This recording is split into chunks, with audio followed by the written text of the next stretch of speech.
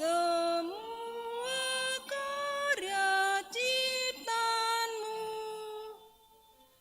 baik indah dan sempurna. Kau yang mencipta diriku, jasmani, roh dan jiwaku. Terpujilah namamu.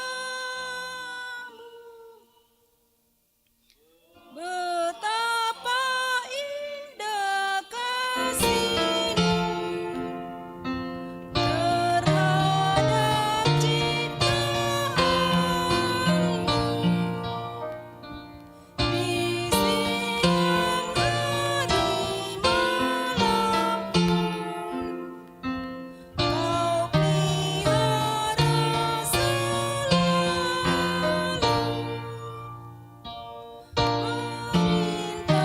Perintah hukum kasih-Mu.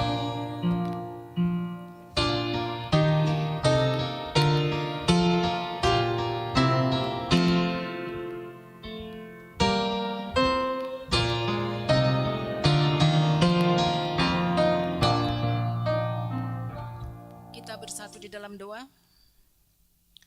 Bapa di surga, Bapa kami yang kami sembah di dalam nama Tuhan Yesus Kristus. Terima kasih Tuhan, dan kami bersyukur Tuhan atas kasih dan penyertaan-Mu.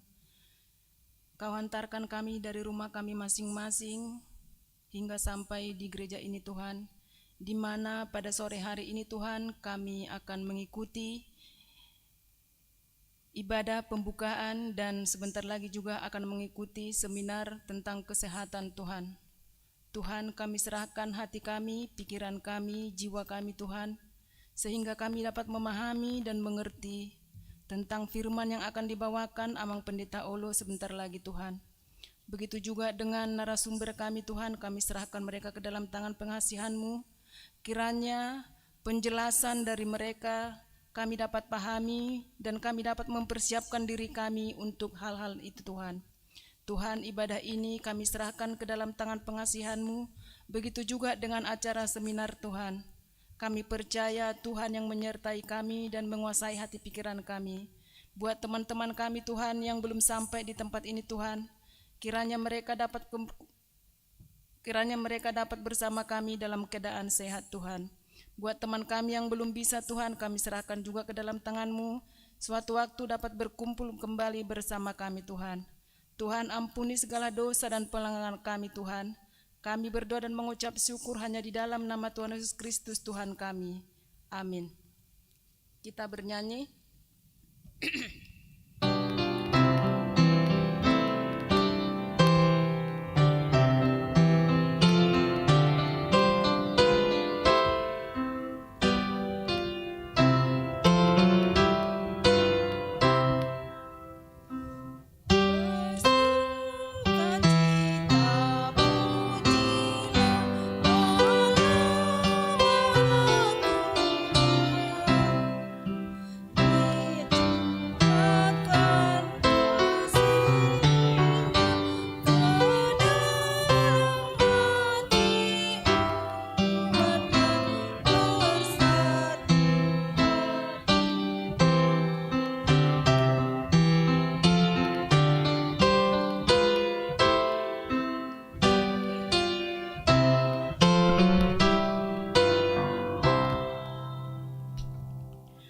Damai sejahtera Allah yang melampaui segala akal dan pikiran saudara-saudara di dalam Kristus Yesus Tuhan kita. Amin.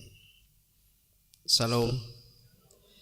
Sebelum kita masuk kepada seminar yang dipersembahkan oleh Seksi Perempuan Seminar Kesehatan, mari kita melengkapi iman kita dulu supaya kita benar-benar sehat untuk menerima seminar pengetahuan tentang kesehatan.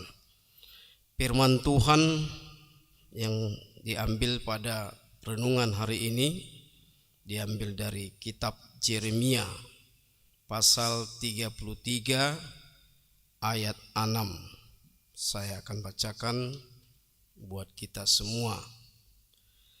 Sesungguhnya aku akan mendatangkan kepada mereka kesehatan dan kesembuhan, dan aku akan menyembuhkan mereka dan akan menyingkapkan kepada mereka kesejahteraan dan keamanan yang berlimpah-limpah. Demikian firman Tuhan. Kata orang, kesehatan itu murah, namun kesembuhan itu mahal.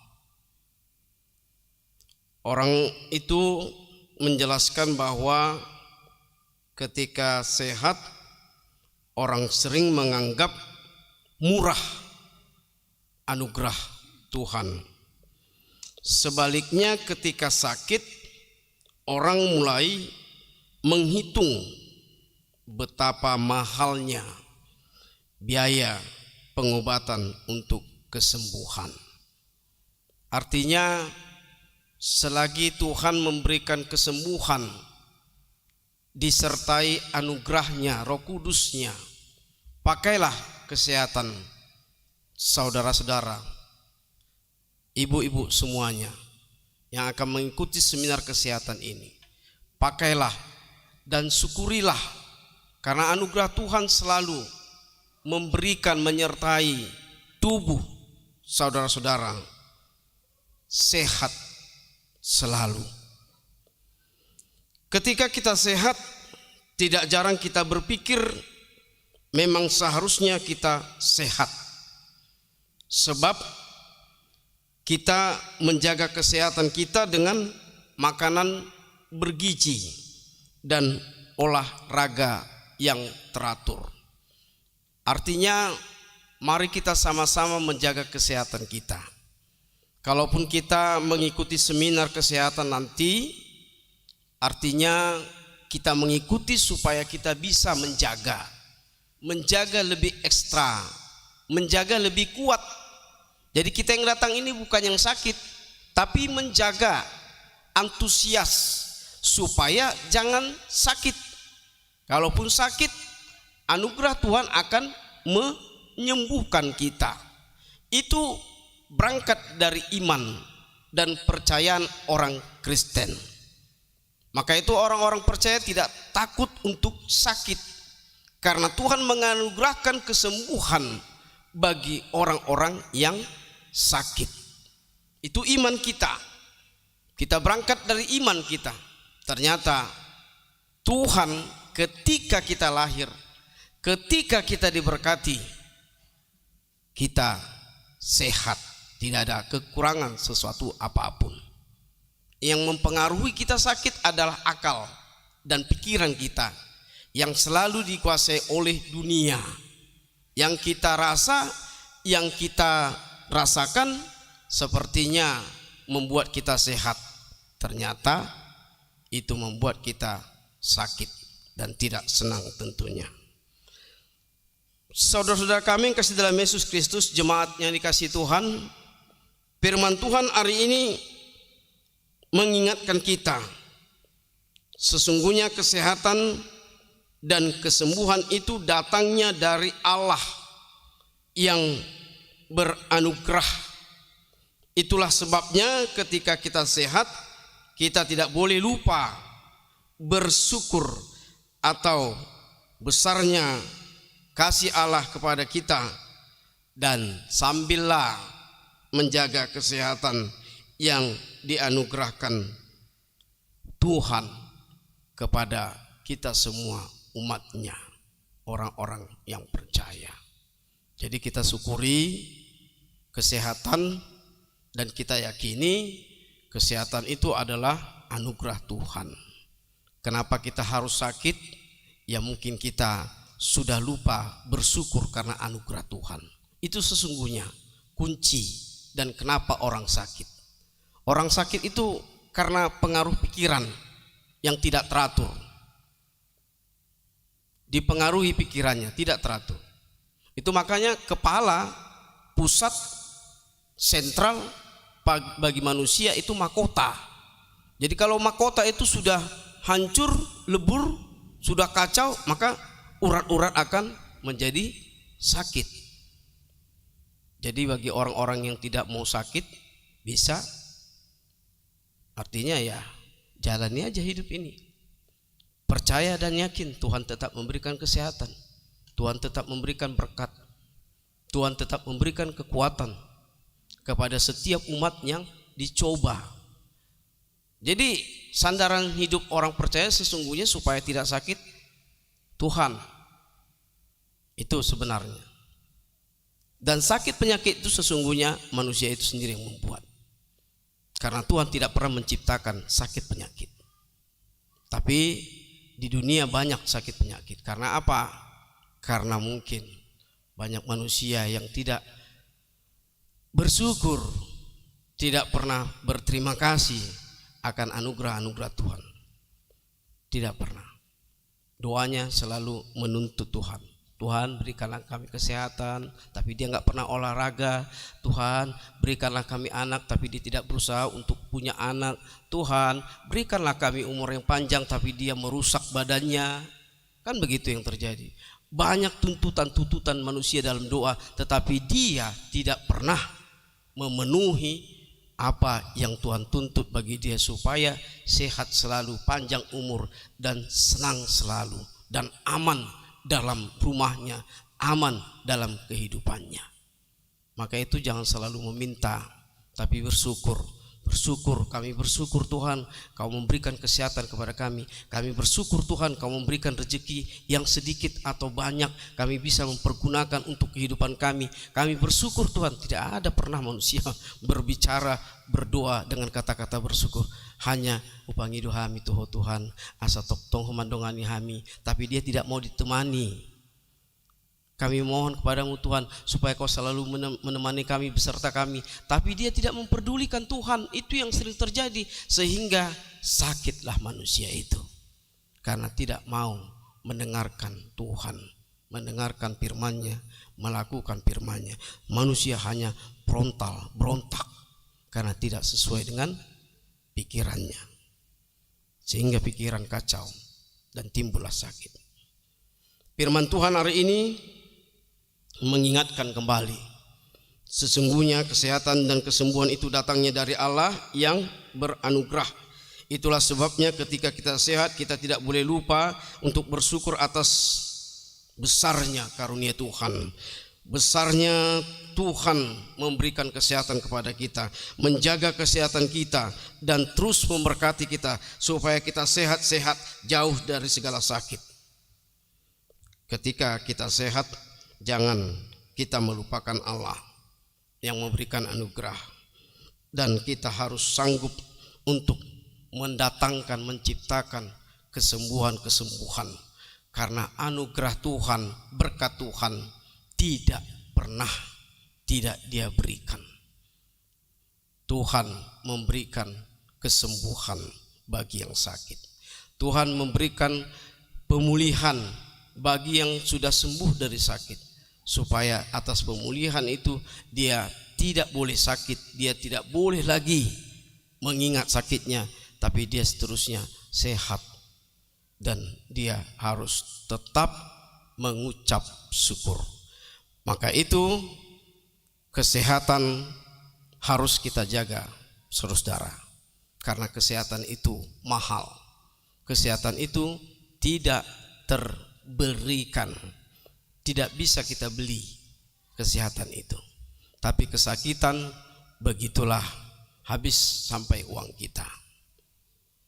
Jadi ada seorang kaya raya, milioner.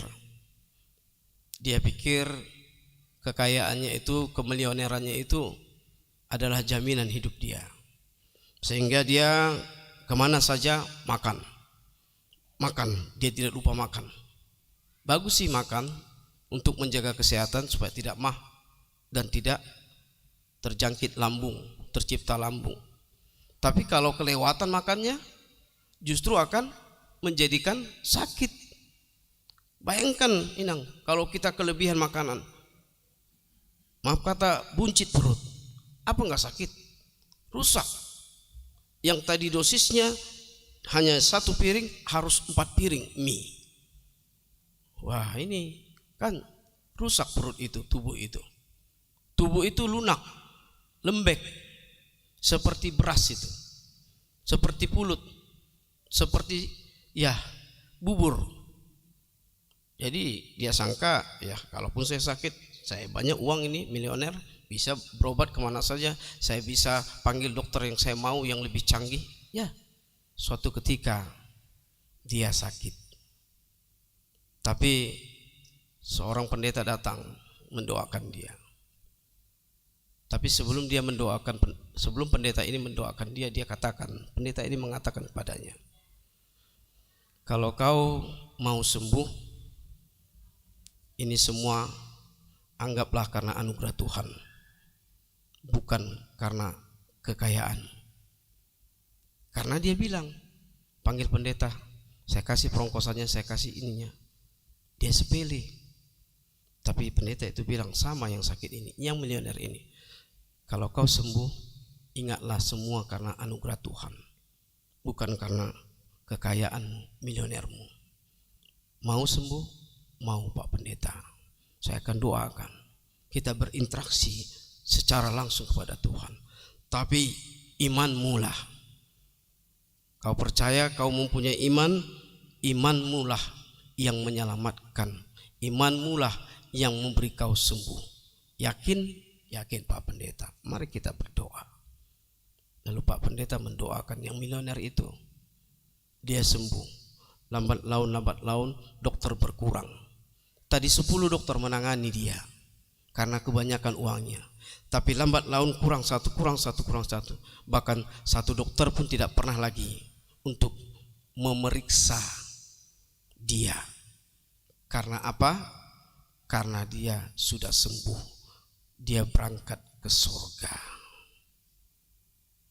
Maka itu hargailah kesehatanmu, ibu dan bapak semuanya, saudara. Kesehatan itu adalah anugerah Tuhan. Jagalah kesehatan sebelum kita membeli untuk menyembuhkan kesehatan itu. Percuma kalau kita membeli supaya kita sehat. Tapi kalau kita sudah sehat, jagalah kesehatan itu dengan syarat berdoa, dengan syarat menjaga makanan, dengan syarat menjaga ucapan, jangan menyakitkan hati orang, dengan syarat menjaga pendengaran, jangan sembarang mendengar, karena ketika sentral ini akan mendengar yang tidak benar, dia akan mempengaruhi sakit penyakit. Aduh, pusing aku dibikin Eda itu katanya. Ya udah mulai migrain, sudah mulai. Maka itu mahal, kita boleh katakan mahal kesehatan itu Amang Inang. Saudara, mahal. Jemaat yang kasih Tuhan Yesus Kristus, Bapak dan Ibu, saudara, mari kita yang sehat jaga kesehatan, kita ucapkan syukur Tuhan tetap memberikan kesehatan, supaya kita yang dalam pemulihan, yang dalam penyembuhan tetap bersyukur juga. Terima kasih kepada Tuhan karena Tuhan memberikan kesembuhan yang lebih sempurna. Amin. Kita berdoa. Allah Bapa di surga, dalam Yesus Kristus, kami bersyukur Tuhan karena Kau tetap menemani kami, memberikan kesehatan kepada kami semuanya Tuhan yang berkumpul pada hari ini.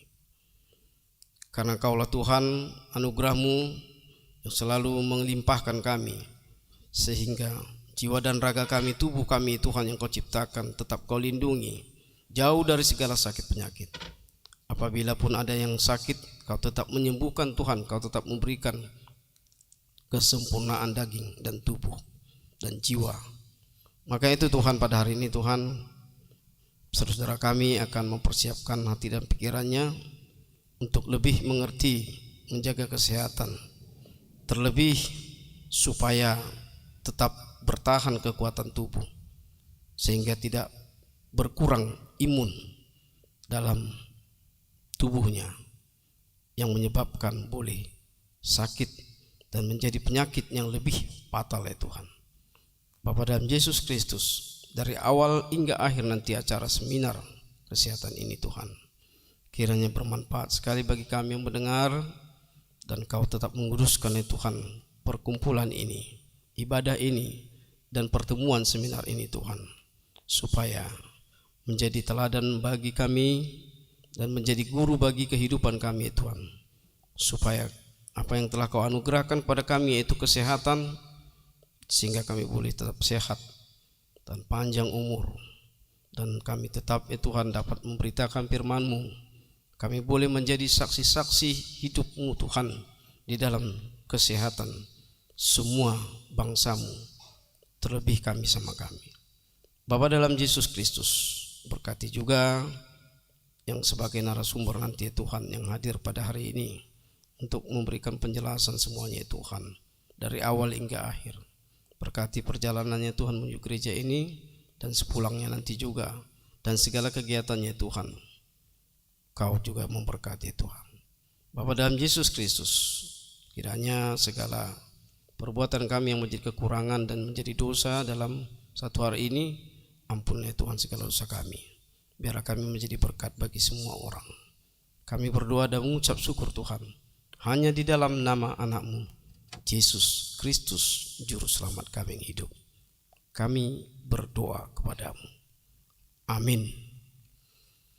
Kita bernyanyi.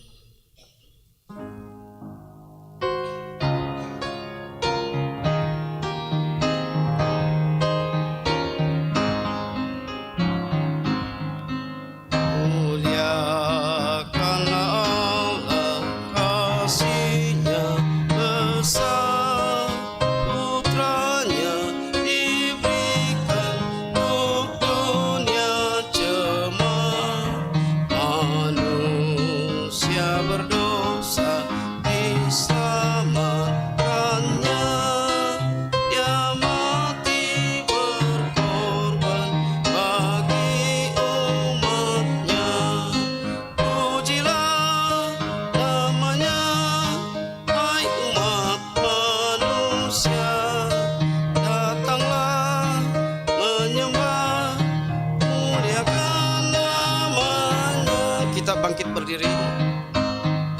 Cila Allah karena hikmatnya di dalam Yesus Juru Selamatnya.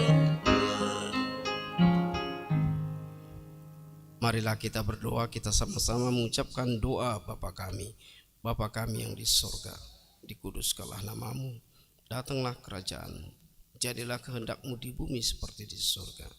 Berilah kami pada hari ini makanan kami yang secukupnya, dan ampunilah kami akan kesalahan kami, seperti kami juga telah mengampuni orang yang bersalah kepada kami.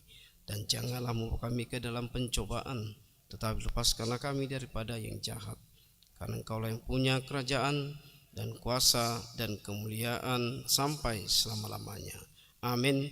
Anugerah Tuhan Yesus Kristus, kasih setia Allah Bapa dan persekutuan Roh Kudus memberkati kamu sekalian. Amin.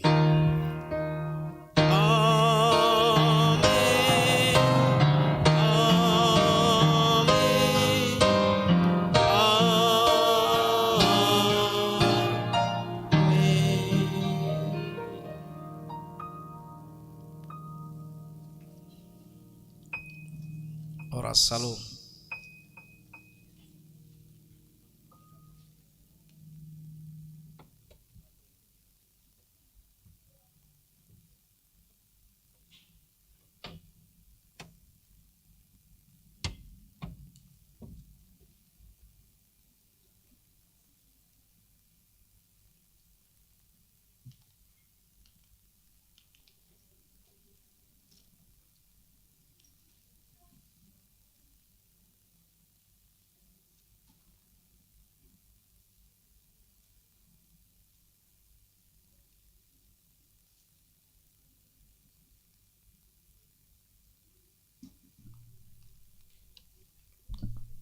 Shalom. Ya, baik, kita sudah melaksanakan ibadah pada sore hari ini. Sebelum kita masuk ke acara seminar kesehatan, saat ini kami memberikan kesempatan untuk memberikan kata sambutan yang sedianya akan dibawakan oleh Ketua Dewan. Saat ini untuk mewakilinya kami panggilkan Nyonya Situa D. Nonggolan Boru Manulang untuk mewakili Ketua Dewan sebagai Dewan yang membawahi Paropuan. Kami persilahkan.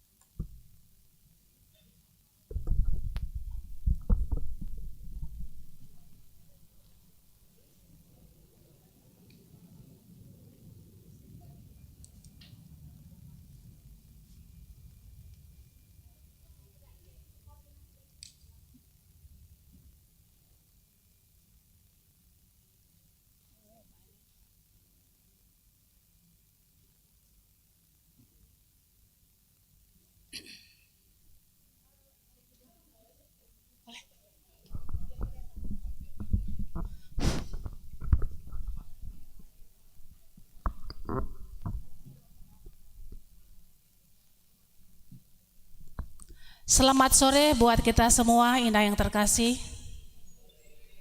Kami mohon Inang yang di belakang boleh maju ke depan mengisi kursi yang di depan, biar nanti lebih jelas kita mendengarkan paparan dari Ibu Niken. Semua yang di belakang boleh maju ke depan, Inang.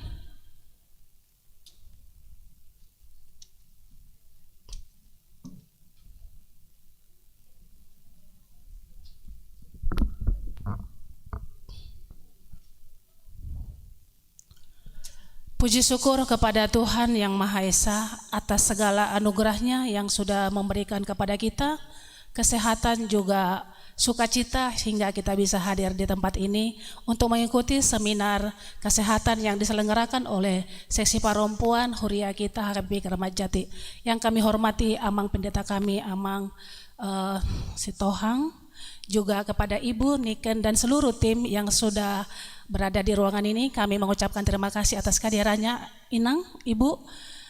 Semoga acara ini bermanfaat kepada semua seksi perempuan yang sudah ada hadir pada hari ini. Saya nggak tahu ada link nggak ini. Inang Ketua SPH ada link nggak?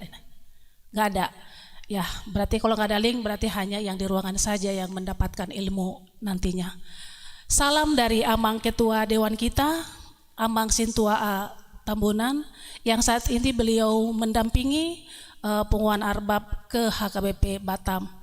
Salam untuk semua seksi perempuan yang ada di HKBP Kramat Jati. Kami mewakili dari Dewan Koinonia menyampaikan terima kasih atas kehadiran Amang Inang semua di sini. Apapun nanti yang dipaparkan daripada Ibu Niken dan seluruh tim menjadi yang terbaik untuk kita seksi perempuan dan juga untuk bisa kita salurkan kepada teman-teman kita di luar daripada ini untuk bisa berkembang dan semakin tahu banyak tentang autoimun yang nantinya akan kita dengarkan. Terima kasih kepada Ketua Inang sesi perempuan yang sudah menyelenggarakan dan seluruh tim dan semua panitia yang sudah mempersiapkan acara ini. Terima kasih, semoga acara ini bermanfaat untuk kita semua.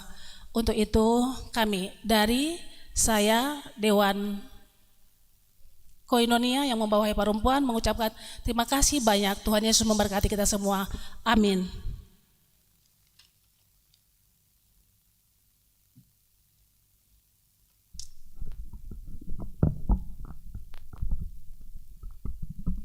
Baik, terima kasih kami ucapkan kepada Inang Dewan Koinonia yang membawahi perempuan. Shalom. Selamat sore kami ucapkan kepada Amang Pendeta Sitohang, kepada Inang dan Amang semua peserta seminar kesehatan seksi perempuan HKBP Kramat Jati. Pada sore hari yang cerah ini, walaupun tadi agak sedikit disiram hujan ya, kami atas nama panitia mengucapkan selamat datang di acara seminar kesehatan yang diselenggarakan oleh perempuan HKBP Kramat Jati. Namun sebelum memulai acara seminar pada sore hari ini, ada baiknya kita semua mengucapkan syukur dan terima kasih kepada Tuhan kita yang telah memberikan kesehatan, memberikan keselamatan dan karunia-Nya, sehingga kita semua dapat menghadiri acara seminar ini dengan tidak kekurangan suatu apapun, walaupun tadi saya sendiri sudah sempat ragu ya, ketika mau berangkat tuh hujan deras. Tapi Tuhan Maha Baik, kita saat ini sudah bisa berada di sini dan merupakan suatu kebanggaan bagi kita semua untuk dapat menghadiri seminar ini bersama dengan narasumber, yaitu Ibu Niken Tantio Sudarmono, seorang praktisi functional medicine. Beliau akan memaparkan mengenai autoimun yang merupakan penyakit tanpa obat yang bisa dicegah sejak dini. Baik, sebelum mengundang beliau untuk memberikan paparan, penjelasan secara gamblang mengenai apa itu autoimun, saya akan memberikan 2 buah pantun. Nanti diberi yang cakep gitu ya. Cakep, kasih cakepnya. Ke taman bunga, hati senang. Cakep. Melihat kupu berwarna-warna. Tubuh kita sangat berharga. Cakep. Maka itu jaga selalu dari bahaya. Oh iya? Satu lagi ya, satu lagi. Kasih cakepnya. Saat sore makan buah. Cakep. Makan buahnya bersama-sama. Cakep sekali. Penyakit itu bisa dicegah. Oh iya? Asal disiplin menjaga kesehatan. Cakep. Cakep. Oke, baiklah. Untuk menyingkat waktu, saya akan memberikan sedikit informasi mengenai sang narasumber, yaitu Ibu Niken Indra Damayanti Sudarmono ya, karena parumennya Wakil Presiden Sudarmono. Jadi belakangnya pakai Sudarmono. Kendati beliau seorang lulusan sarjana teknik, beliau berurusan dengan dunia komunikasi, LOH, Lifestyle of Health, yang berpatokan pada diet anti-inflamasi dengan tujuan mencapai autophagy. Autophagy itu merupakan proses alami tubuh untuk membuang sel-sel yang rusak dan mengganti dengan sel-sel yang baru. Beliau juga seorang pengarang buku kesehatan untuk anak-anak yang diterbitkan di Gramedia, diterbitkan oleh Gramedia tahun 2023 Dan yang terbaru itu di tahun 2024 yang berjudul Alarm dan Super Control. Baik, untuk mengenal lebih jauh mengenai Ibu Niken, kita juga bisa memahami lebih dalam mengenai functional medicine. Kita bisa follow akun TikTok dan FB Niken Tantio Sudarmono. Kasih tepuk tangan dong. Baik, untuk mempersingkat waktu, kami undang kepada yang kami banggakan, Ibu Niken Tantio Sudarmono, untuk waktunya kami persilahkan.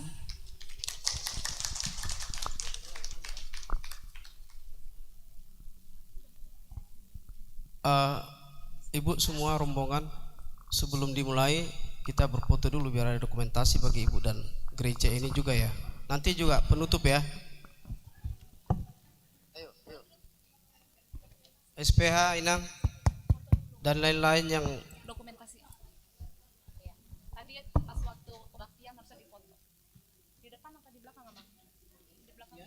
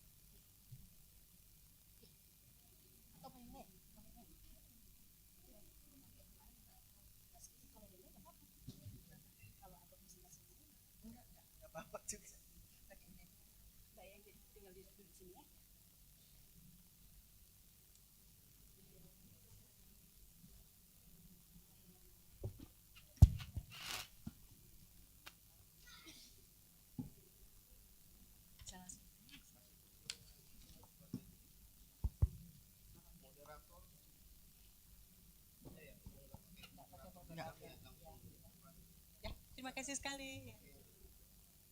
Ya, bisa langsung dimulai ya.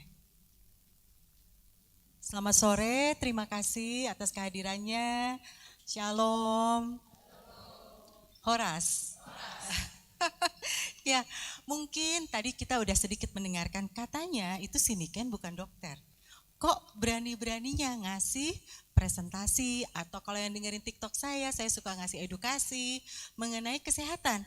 Kenapa kok nekat? Nah, mungkin saya sedikit kalau diizinkan flashback dulu. Kenapa akhirnya saya mendedikasikan untuk kegiatan-kegiatan seperti ini. Dan kegiatan-kegiatan seperti ini bukan cuma di sini, kami sering selalu melakukan reguler dan memang kebetulan gratis. Nah itu kenapa? Jadi ceritanya beberapa tahun yang lalu saya itu tidak seperti ini. Nanti Bapak Ibu bisa lihat di ibu-ibu ya ini ya, ibu-ibu semua ya. Ya, ibu-ibu, inang-inang, nanti bisa lihat ya inang-inang ya. Oh nggak boleh. Oh inang, oh maaf, oh inang. Terima kasih sudah diajarkan. Jadi nanti bisa lihat saya tuh sebelumnya kayak apa. Tidak seperti ini karena saya beberapa tahun yang lalu tuh didiagnosa 2 autoimun. Nggak tanggung-tanggung, autoimun tiroid atau Graves dan berikutnya lagi adalah autoimun lupus. Nah, saya ke dokter, dokter mengatakan seumur hidup ya kamu ngobat, nggak ada obatnya. Dan juga saya baca di mana-mana katanya, udah itu juga ke hidup kita cuma singkat. Memang kalau soal hidup kita nggak bisa nebak, betul ya? Kita nggak bisa tahu berapa lama kita diizinkan kontraknya di sini. Nah, tapi kita pasti maunya sehat selalu, betul ya? Nah, akhirnya saya mempelajari tapi belum tuntas belajarnya, ternyata udah dapat diagnosa tambahan. Diagnosa apakah itu? Saya didiagnosa kanker tiroid. Nah, waktu itu saya ke dokter entah menakut-nakuti atau gimana, waktu itu dia bilang, udah Niken, pokoknya kamu nurut aja melakukan treatment, tapi ini dia mendiagnosa umur saya tinggal 3 bulan saat itu. Itu sekitar 5 tahun yang lalu. Nah, pada saat itu saya ingat karena pada saat itu anak saya baru saja berangkat ke Kanada dengan beasiswa. Dipanggil oleh Kanada, bukan beasiswa dari Indonesianya. Jadi saya membayangkan kalau saya pengobatan, anak saya bisa buru-buru pulang. Akibatnya rasanya sayang ya, dia udah susah payah mendapatkan beasiswa kok pulang. Nah, saya ingat dari dokter pulang ke rumah, itu saya baca tulisan, saya cari tulisan, saya Google, cuma Google aja, sederhana aja. Saya Google, saya mencari tulisan the newest treatment for cancer atau pengobatan terbaru untuk kanker itu apa? Pada saat itu saya menemukan ada yang disebut dengan autophagy. Autophagy itu ternyata itu tahun 2018-2019 itu menang Nobel. Jadi bukan sembarangan, bayangin menang Nobel tahun 2016, tiba-tiba katanya ini pengobatan untuk kanker. Wah, kayak dapat ini enggak sih? Kayak dapat pencerahan. Kayaknya langsung yang tadinya saya gelap tiba-tiba terang. Saya balik lagi ke dokter. Saya bilang, "Dok, saya mau treatment ini nih, autophagy." Sayangnya dan memang saya juga enggak bisa menyalahkan. Coba Inang ingat-ingat kalau kita ke dokter, kadang-kala ngantrinya 2 jam, 3 jam sebelumnya, betul? Penuh sekali. Dari pagi sampai sore nggak ada waktu untuk bergerak. Ngurusin kita doang yang sakit. Betul ya? Nah, akibatnya ilmu yang segitu bagusnya tidak update. Nggak ada waktu dong untuk belajar. Kapan dia punya waktu kayak saya iseng-iseng Google ketemu ilmunya. Nah, dari situ akhirnya saya pahami, oke, ini dokter nggak punya waktu untuk ngajarin saya. Karena dia bilang, udahlah kamu tinggal 3 bulan gak usah macem-macem.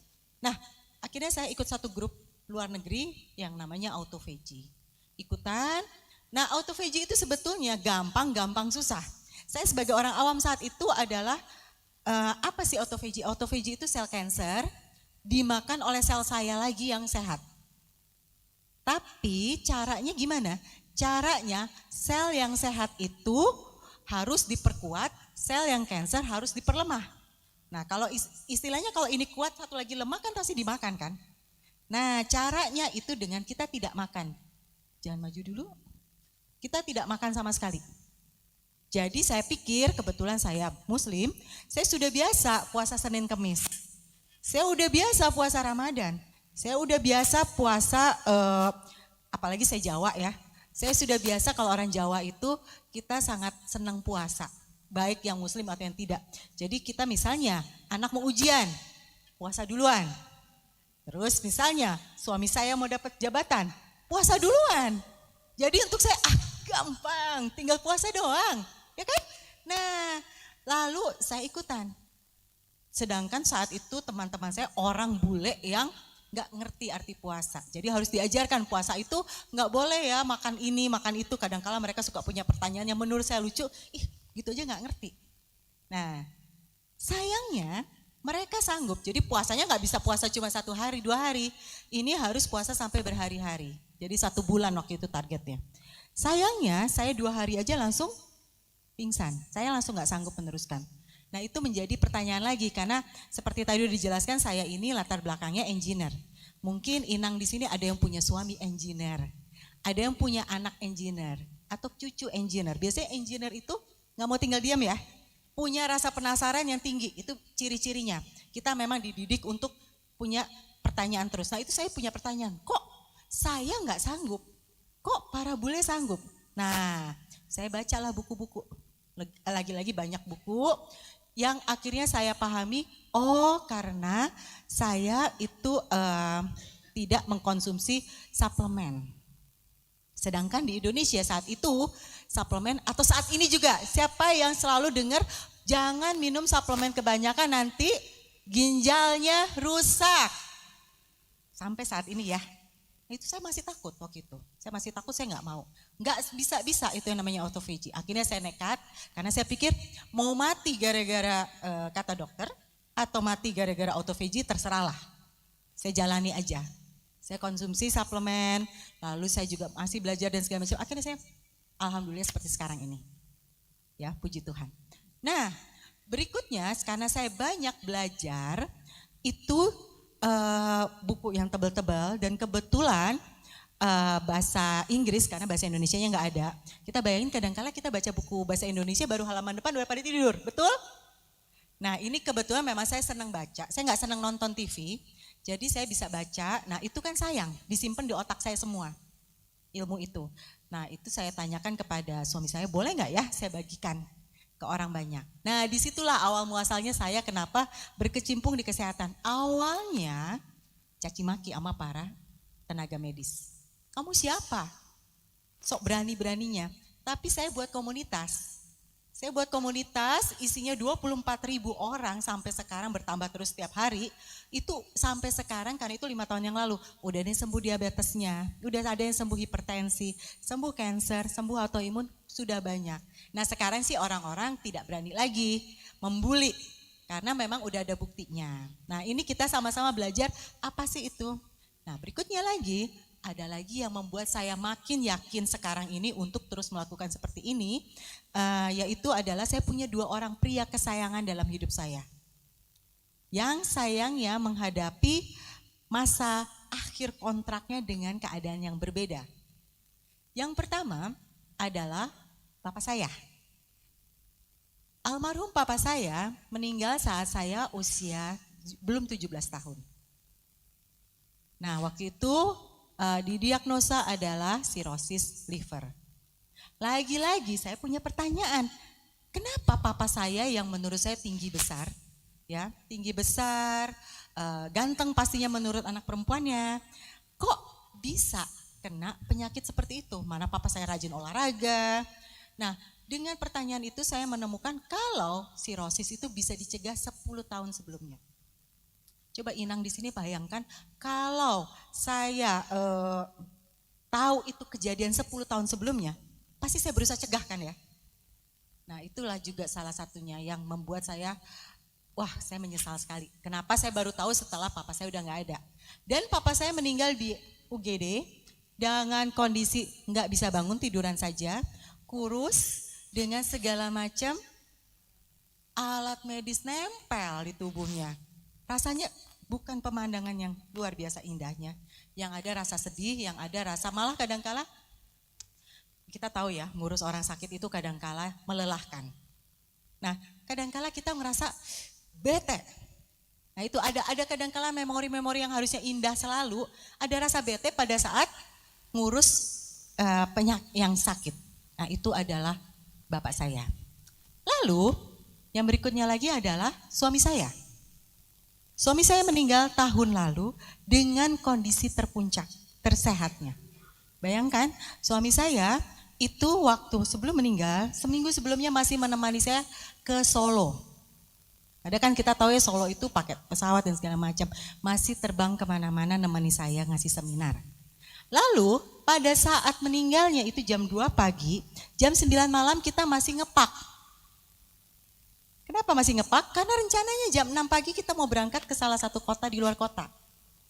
Jadi saya bangunkan jam 2 pagi dengan rencana mau berangkat, mau siap-siap untuk berangkat jam 6.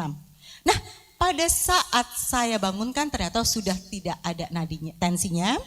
Langsung saya, kebetulan karena rumah saya di Pondok Indah, lalu saya bawa ke RSPI. Karena saya pikir suami saya cuma pingsan, jadi saya parkir mobil dulu. Lalu suami saya diangkut oleh satpam dan baru saya parkir, baru saya masuk, saya tanya, dok suami saya kenapa? Dan untuk saya bagaikan patah hati luar biasa karena tiba-tiba dokter cuma bilang, suami ibu udah gak ada.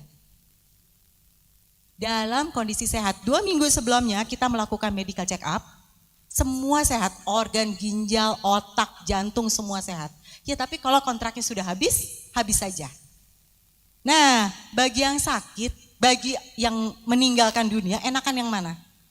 Sampai detik terakhir masih bisa naik turun tangga, itu suami saya karena kita di lantai 2, jadi beliau masih naik turun tangga, atau kayak bapak saya. Tentunya kita ingin sekali yang kayak suami saya.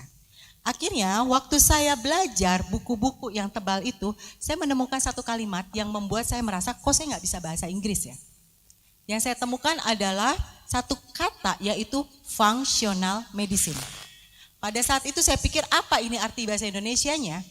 Apa artinya adalah pengobatan yang berfungsi?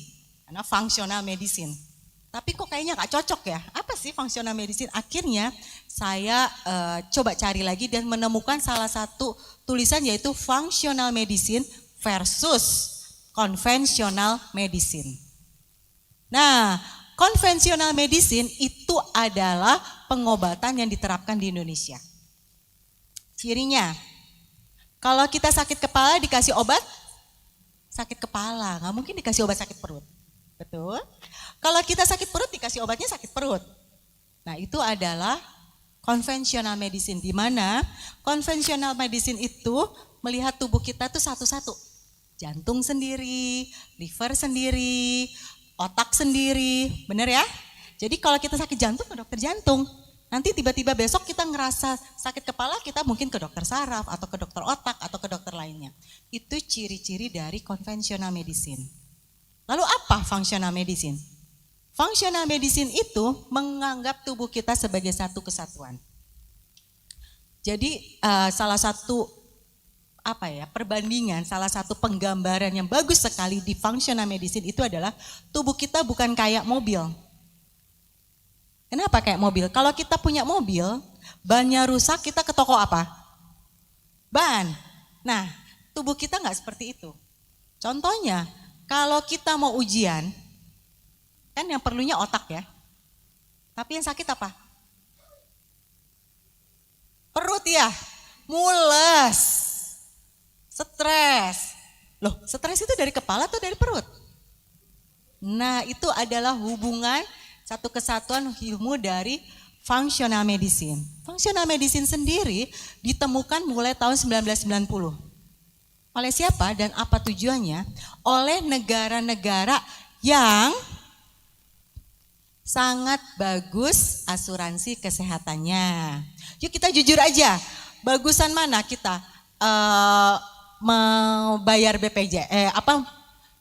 treatment kesehatan dengan BPJS atau yang berbayar? Bagusan mana?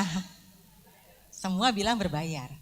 Nah, ada loh negara-negara yang walaupun kita mau berbayar enggak bagus, bagusan asuransi. Contohnya saya kebetulan sekarang setelah almarhum meninggal, saya lebih lama domisilinya di Kanada. Jadi ini saya baru pulang ke Indonesia sebulan ini, nanti Desember udah berangkat lagi. Nah, di Kanada itu semua orang asuransi kesehatan.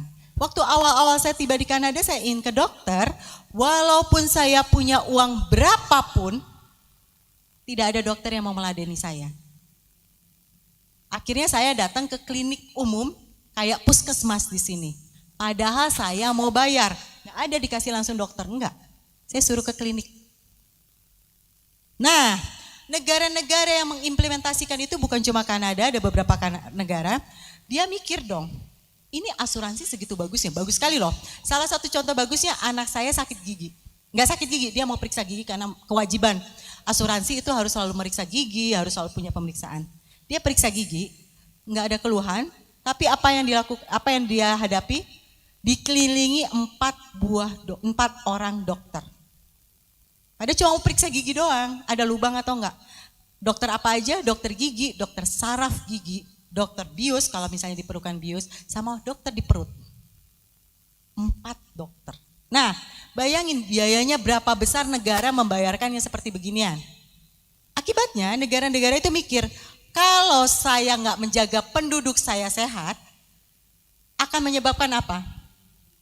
Rugi betul Bu, pintar sekali. Rugi dong. Jadi kalau penyakitan semua rugi dong. Akhirnya sama dia dibuatlah suatu treatment, edukasi functional medicine. Awalnya functional medicine itu untuk pencegahan supaya nggak sakit. Tapi sekarang dengan berjalannya waktu, kan tahun 1990 sekarang udah 30 tahun lebih, banyak untuk pengobatan-pengobatan. Jadi kadang-kala nggak jarang kelihatan kok kayak functional medicine ini kok kayak bertolak belakang dengan konvensional. Sebenarnya nggak bertolak belakang. Cuman konvensional medicine berhenti ilmunya sampai 1990. Ada penelitian terbaru tidak terupdate. Jadi kesannya kok kayak berlawanan, padahal penelitian itu selalu ada. Itu. Jadi itulah yang perbedaan antara fungsional dan konvensional. Yang membedakan fungsional lagi, dia tidak kasih obat. Jadi saya ingat karena saya kemarin ada kedukaan, lalu kondisi tiroid saya masalah lagi. Saya ke dokter di sini sebelum berangkat ke Jerman, itu dikasih beberapa obat, salah satunya kortikosteroid. Saya bawa ke Kanada, diperiksa di Kanada, padahal di puskesmasnya yang periksa. Disuruh stop semua obat. Dia gantikan dengan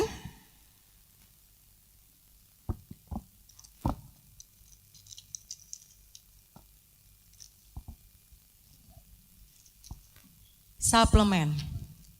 Ini jangan bilang harus banyak ini kebetulan karena saya penyakitan. Saya punya 2 autoimun dan cancer, memang ini suplemen malam doang. Jadi siang ada lagi, pagi ada lagi. Nah mungkin Bapak Ibu bilang, waduh itu kayak apa tuh ginjalnya?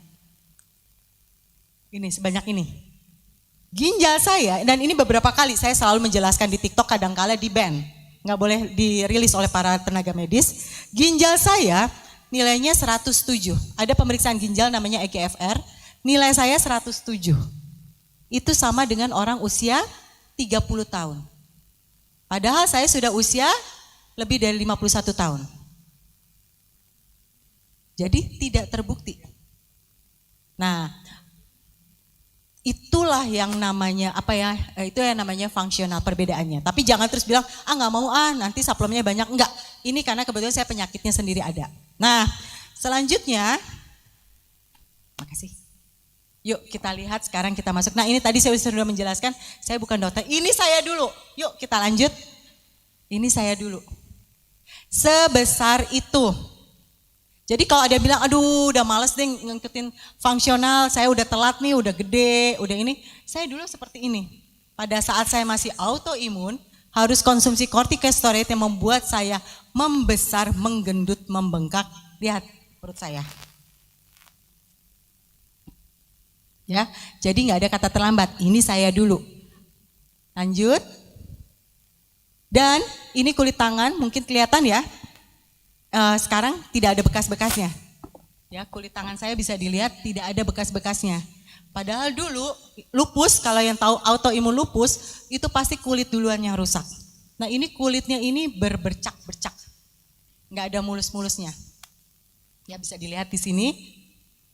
Nah ini kalau kita memperbaiki, bisa perbaiki semuanya. Yang berikutnya lagi, inilah muka saya dulu. Ada flek, ada kantong mata, ada ini nggak kelihatan, tapi sebetulnya udah ada garis smile line. Itu beberapa tahun yang lalu dibandingin sekarang. Nah sekarang mungkin Ibu Inang bilang, alah itu siniken, sekarang kan bedak banyak yang mahal ya. Foundation banyak yang mahal ya, itu pasti ditutup banget. Sampai nggak kelihatan. Saya minta izin, boleh nggak saya cuci muka sekarang?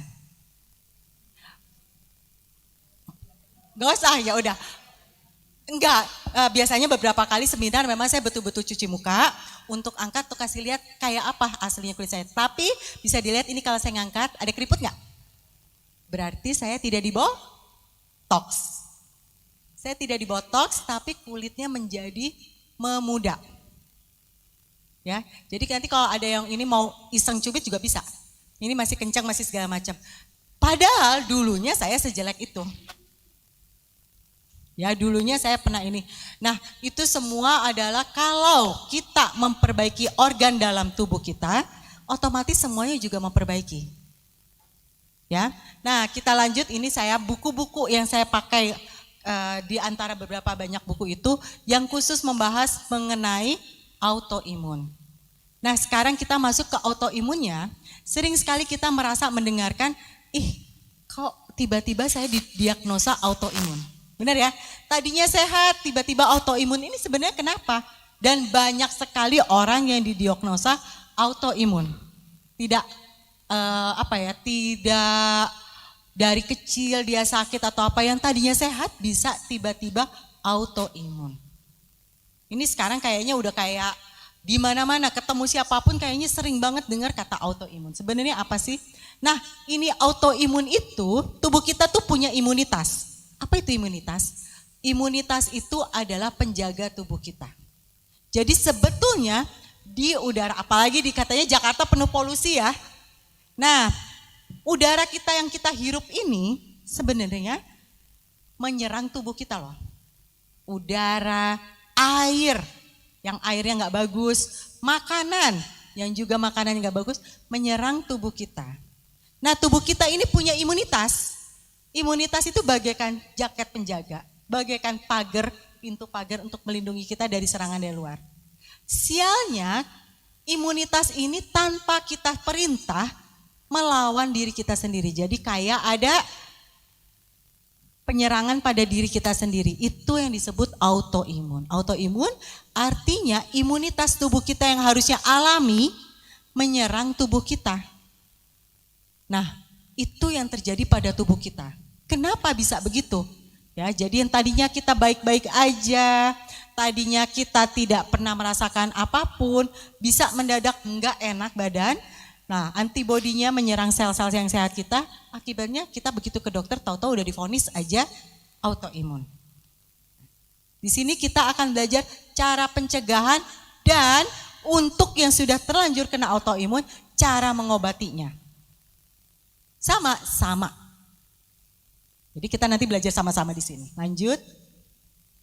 Oke, ternyata berdasarkan functional medicine, autoimun itu terdiri sumbernya dari 3. Yang pertama, genetik. Dan ini bagian yang kecil ya, genetik ini kecil banget.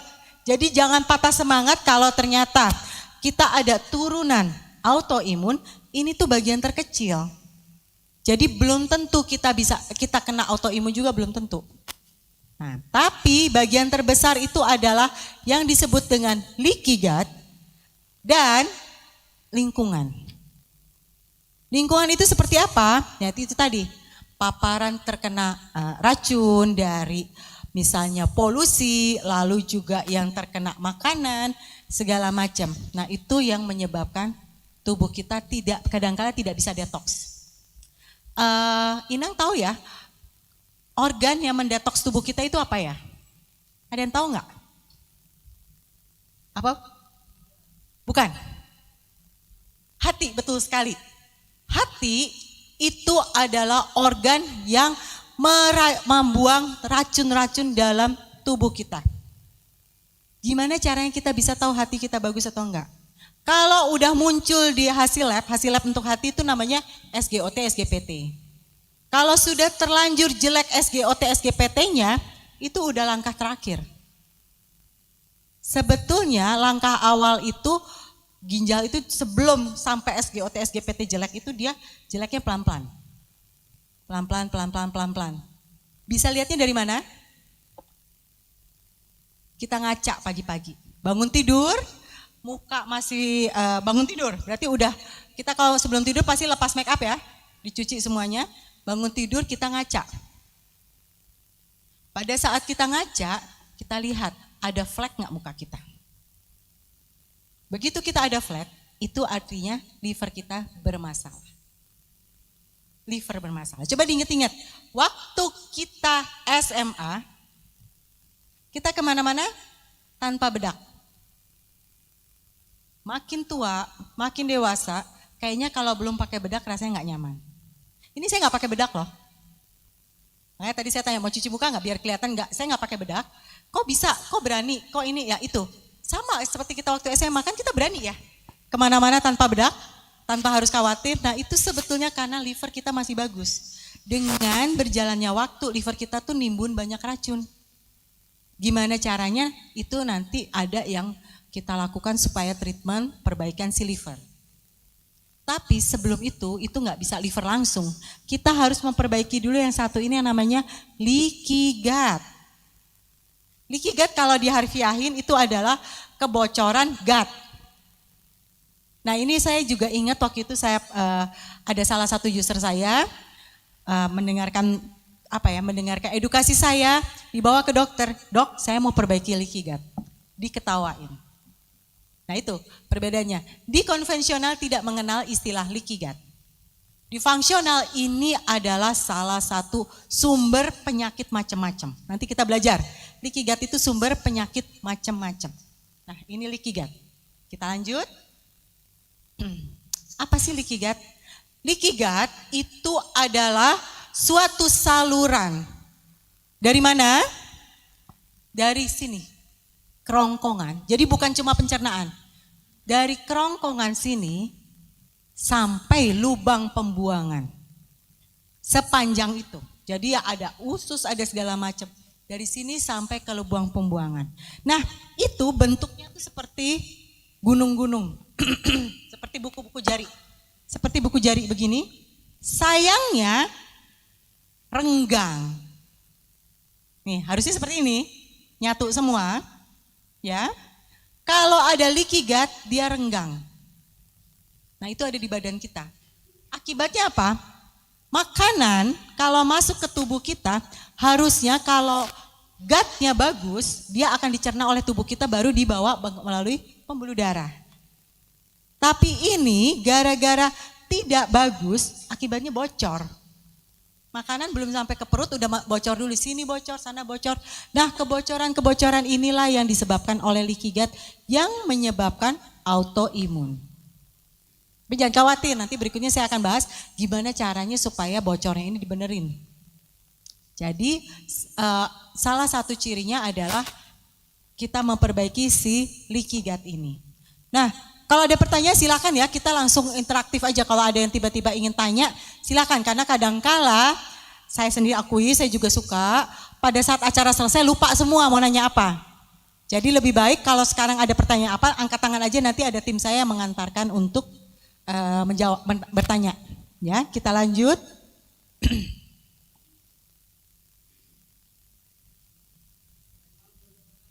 Boleh, angkat tangan aja Bu.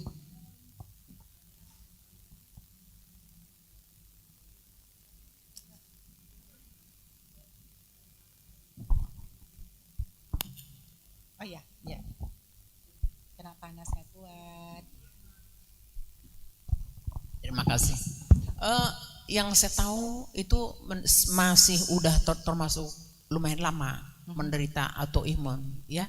Jadi kenapa tidak mampu melihat yang terang matahari? Jadi dia selalu takut gitu. Ya. Itu dulu, makasih. Ya. Autoimun itu banyak sekali sub autoimunnya. Jadi banyak sekali. Jadi kayak tadi saya punya 2 autoimun. Autoimun tuh ratusan Bu. Bukan cuma 1 atau 2 jenis. Autoimun tuh banyak jenisnya. Nah, kalau yang tidak kuat cahaya, tidak kuat panas, itu biasanya lupus. Ya, biasanya lupus. Nah, coba kita tahu ya, cahaya matahari itu sebetulnya adalah salah satu sehat untuk tubuh. Ya. Saya ingat saya dulu kalau bandel, kebetulan saya sekolah di sekolah Katolik. Kalau bandel, oleh suster saya dijemur. Supaya sebetulnya itu adalah mengaktifkan vitamin di dalam tubuh saya, nanti otak saya jadi nggak bandel lagi. Tapi itu betul, itu ada sainsnya. Jadi suster-suster zaman dulu tuh hebat banget, walaupun saya dulu bolak-balik dijemur, bandel banget emang saya. Nah, kita tahu matahari itu bagus, tapi kok dia nggak kuat. Nah, itu yang disebut dengan autoimun. Sesuatu yang sebetulnya bagus untuk tubuh kita, ditolak oleh tubuh kita, dianggap membahayakan tubuh kita. Akibatnya nggak kuat. Nah, kalau lupus yang udah parah, itu kayak tadi kulitnya, melepuh kayak saya. Saking udah nggak kuatnya, kena udara pun udah nggak kuat. Ya, jadi itu salah satu ciri autoimun itu adalah apapun yang kata orang nggak apa-apa sehat, langsung membalikkan menjadi lawan kita. Bukan cuma dari makanan saja, karena gut kan kayaknya makanan. Ya dari matahari, dari udara, dari air, dari penciuman, itu bisa macam-macam. Waktu saya sakit autoimun, itu kamar mandi saya dibersihkan pakai sesuatu pembersih yang agak berbau, itu saya langsung kolaps, nggak kuat. Bayangkan susahnya. Jadi kita waktu itu harus mencari pembersih apa yang cocok untuk kulit saya. Karena kalau pembersihnya salah, seluruh tubuh saya bisa kambuh. Jadi itu ya. Sekarang kita lanjut. Nah, ini tadi sudah dijelaskan apa itu gut. Bacanya bukan gut ya, tapi gut. Gut itu adalah saluran dari kerongkongan dari sini sampai lubang pembuangan. Ya. Nah, ini lihat nih, bukan cuman pencernaan aja, makanya saya sulit, mohon maaf saya kenapa pakai gut, karena saya sulit menerjemahkan dalam bahasa Indonesianya. Gut itu adalah kerongkongan, lalu ada liver, ada empedu, ada usus 12 jari, usus besar, perut, pankreas, dan lubang pembuangan kita. Segitu banyak itu adalah gut. Nah, kalau misalnya saya terjemahkan pencernaan, nanti dikira usus saja. Padahal ada livernya segala, ada kantung empedu, ya. Jadi itu semua adalah kelompokan dari gut ini. Lanjut. Nah, ini kata salah satu dokter di Amerika, Dr. Amy Meyers, ini mengatakan leaky gut itu cikal bakal menjadi kanker. Makanya nggak aneh, saya punya autoimun lalu saya juga akhirnya didiagnosa kanker. Karena tadi ya kita kembali mundur, autoimun itu penyebabnya karena apa? Leaky gut. Dan leaky gut itu pun juga menyebabkan dari kansernya kita. Ya, jadi itu hubungannya. Nah, wah kalau gitu kita harus jaga dong gut kita, jangan sampai bocor. Betul? Dan sialnya itu nggak terasa bocor. Apakah ada ibu atau bapak di sini yang tahu, saya sekarang lagi leaky gut loh, pasti nggak berasa. Dan tidak ada juga pemeriksaan lab leaky gut. Ini padahal dari tadi ini saya kasih tulisan-tulisan yang bukan tulisan saya. Ini kan saya copy paste aja dari semua web-web yang lain. Karena memang kalau di luar negeri itu sudah sangat paham yang namanya leaky gut. Lanjut. Nah ini adalah penyakit-penyakit akibat si leaky gut.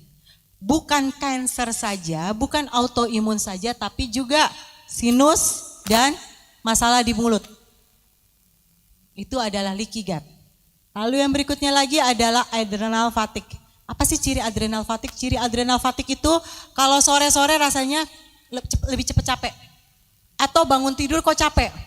Atau tensi nggak pernah tinggi. Tensi rendah. Itu juga ciri-ciri adrenal fatigue. Ya. Lalu sendi-sendi sakit. Nah, siapa yang bangun tidur kok ininya sakit ya? Sampai beberapa jam kemudian baru enak. Nah, ini salah satunya ciri leaky gut. Sendi-sendi, rheumatoid, artritis, fibromalgia, sakit kepala. Dikit-dikit minum obat anti sakit kepala. Taramex, iya.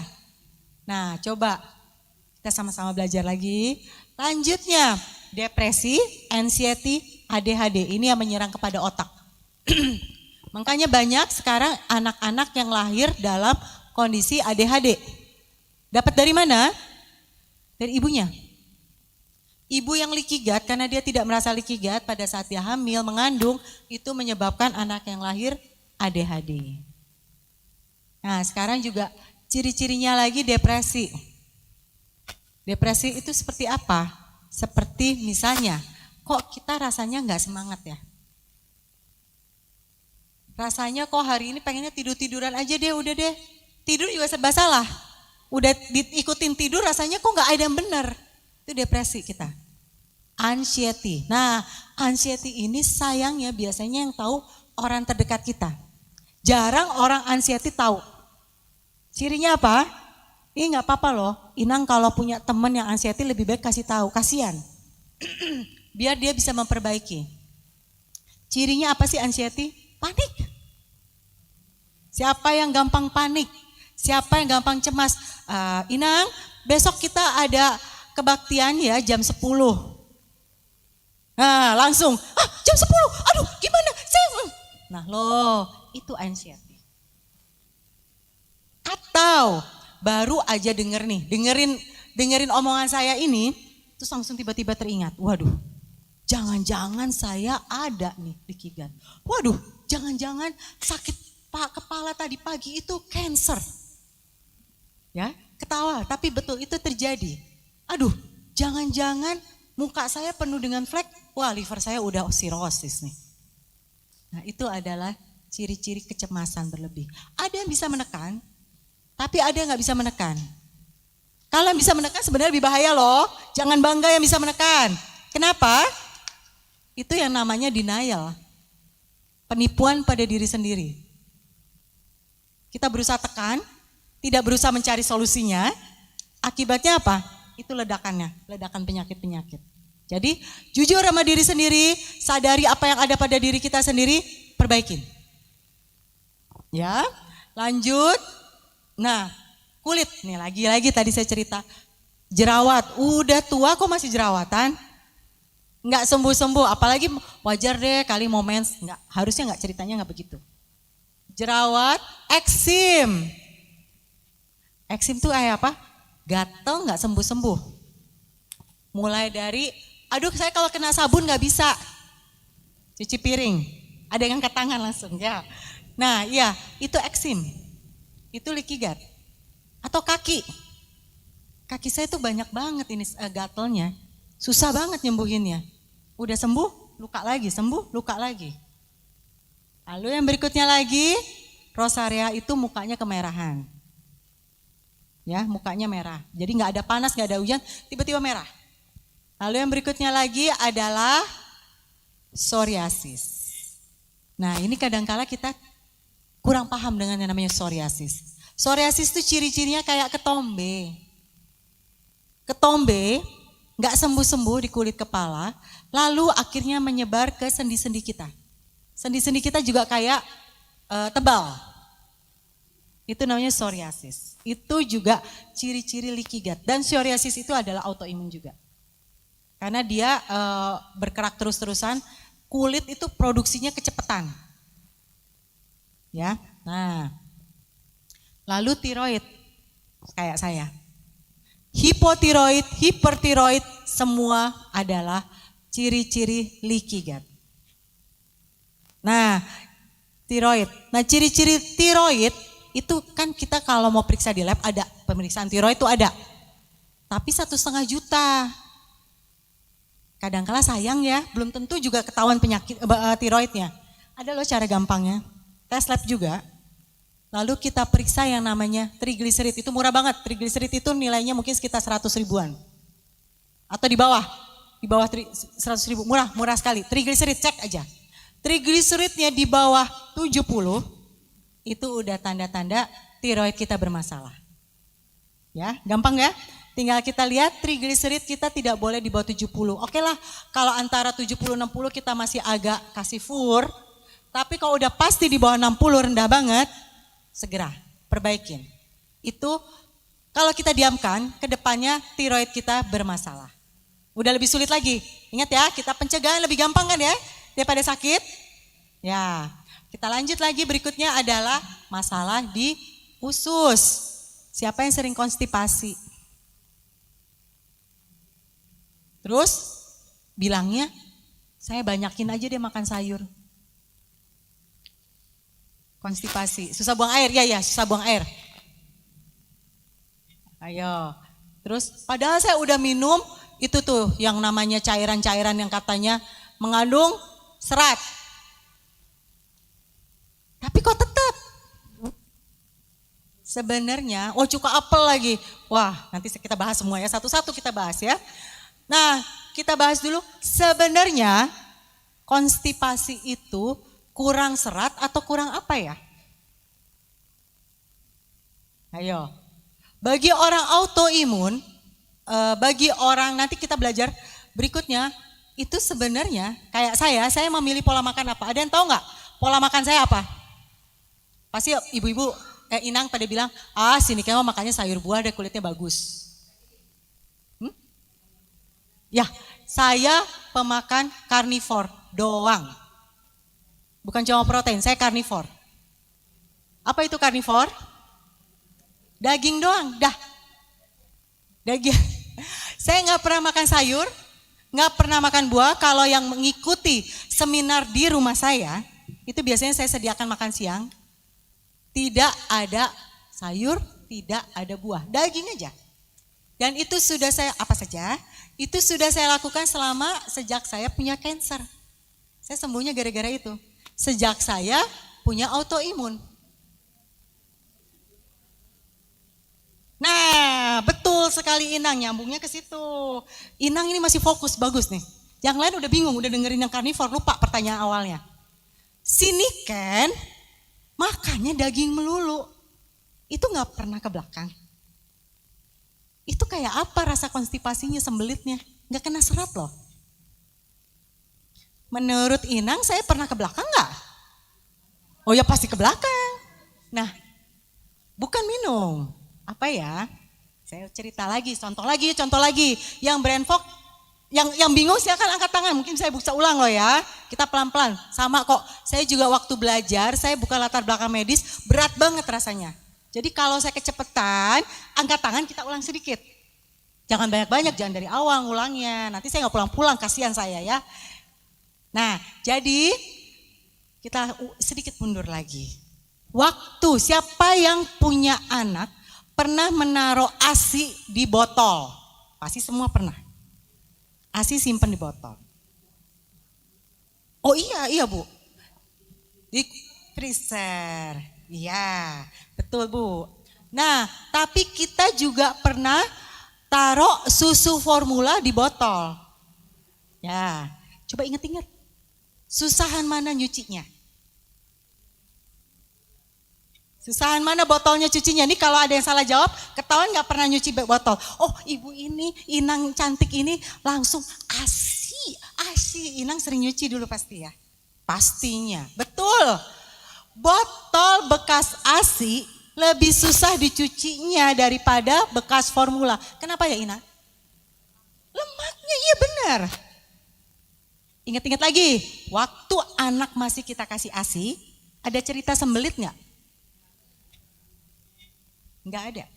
Tapi begitu masuk ke formula yang tidak ada lemaknya, sembelit ya.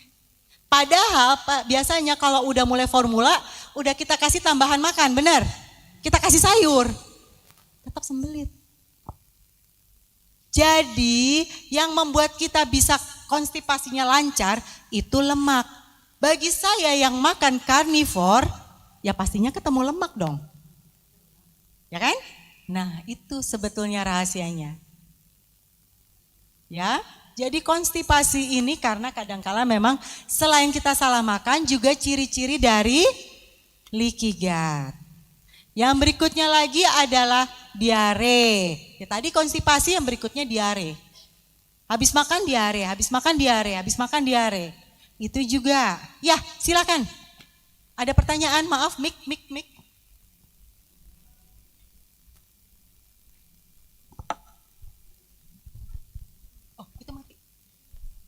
Diberikan saja. Nah.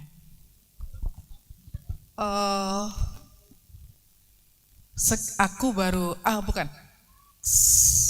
sekitar 3 atau 4 tahun yang lalu memang sudah sering dengar yang ketofasis. Ya. Sering dengar. Lalu bagaimana kondisi tubuh kita yang butuh keton, sudah sering dengar.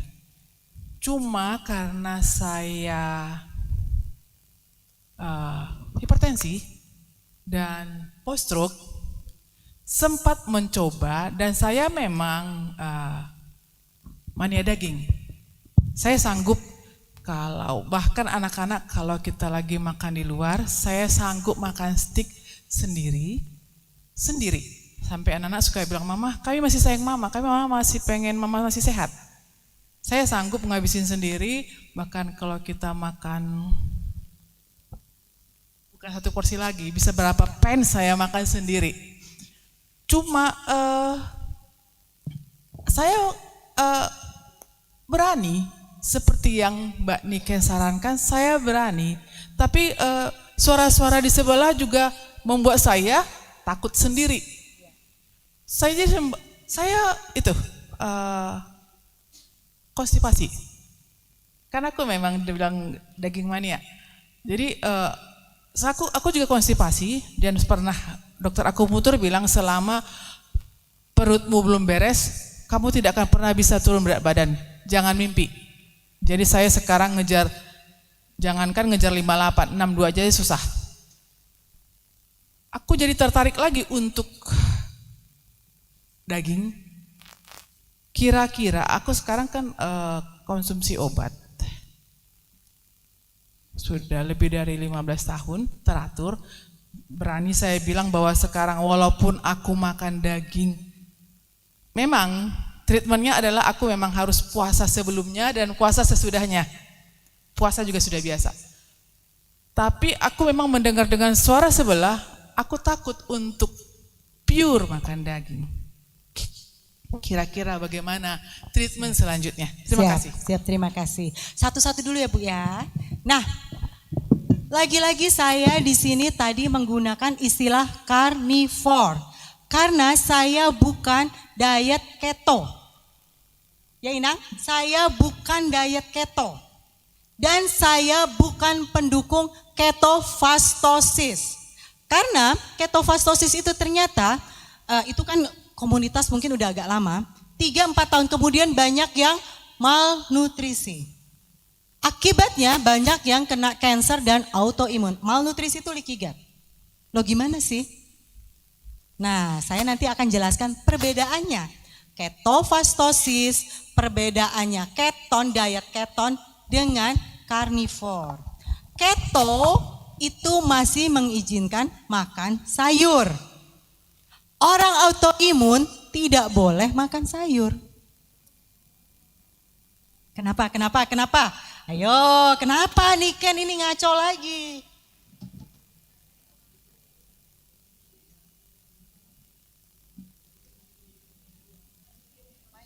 Ya, nanti saya ke situ ya. Sebentar ya. Yuk, langsung nih. Kalau begini nih menarik nih. Saya anaknya autoimun, saya kasih sayur terus-terusan. Gimana nih ceritanya?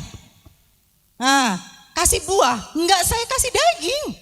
Waduh, gini. Yuk kita ingat Inang, pasti ada yang seumuran sama saya, ya. Ada yang lebih tua, ada yang lebih muda. Tapi pasti mengalami, saya enggak bilang pasti ya. Kebetulan saya itu dulu waktu kecil suka disuruh motongin kangkung. Sebelum menjadi sayur, kangkung itu kan harus dipilihin. Dari satu ikat itu harus dipilihin, perintahnya nggak boleh ada yang bekas ulet. Betul? Oke. Dan dulu, ingat nggak daun kangkung zaman dulu? Pendek.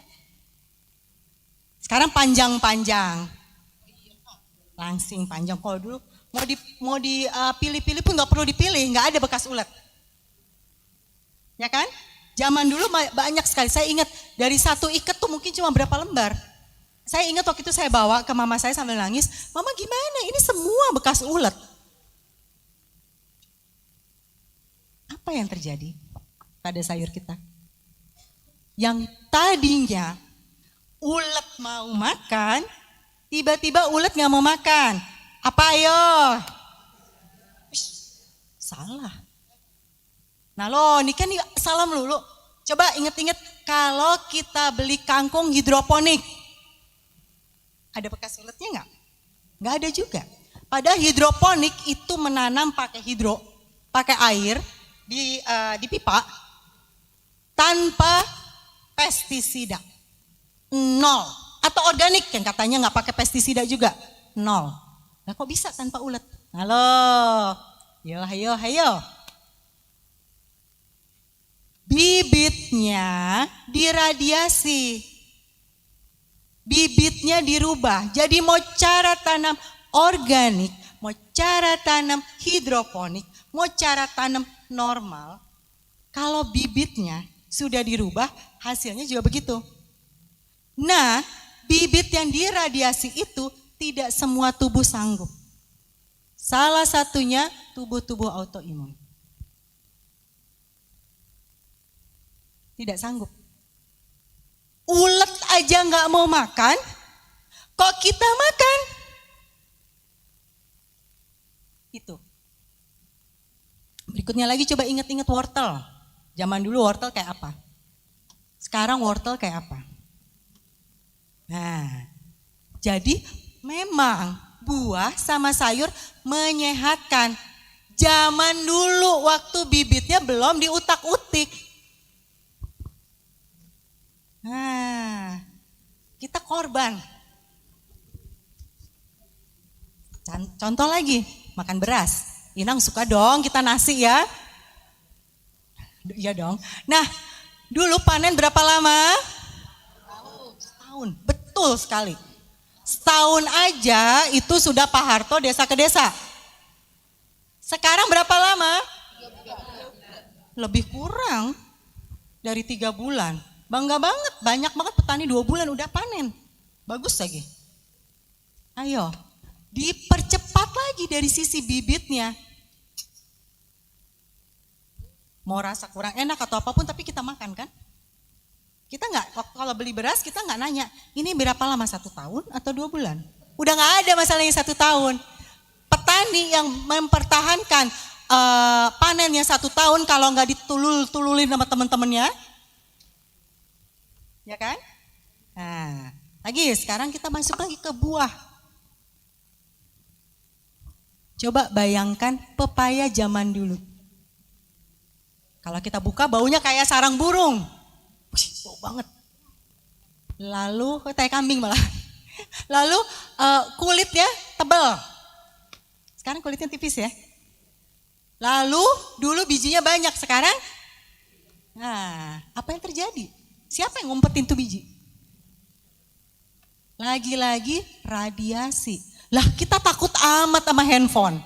Radiasi tuh handphone. Takut banget sama komputer.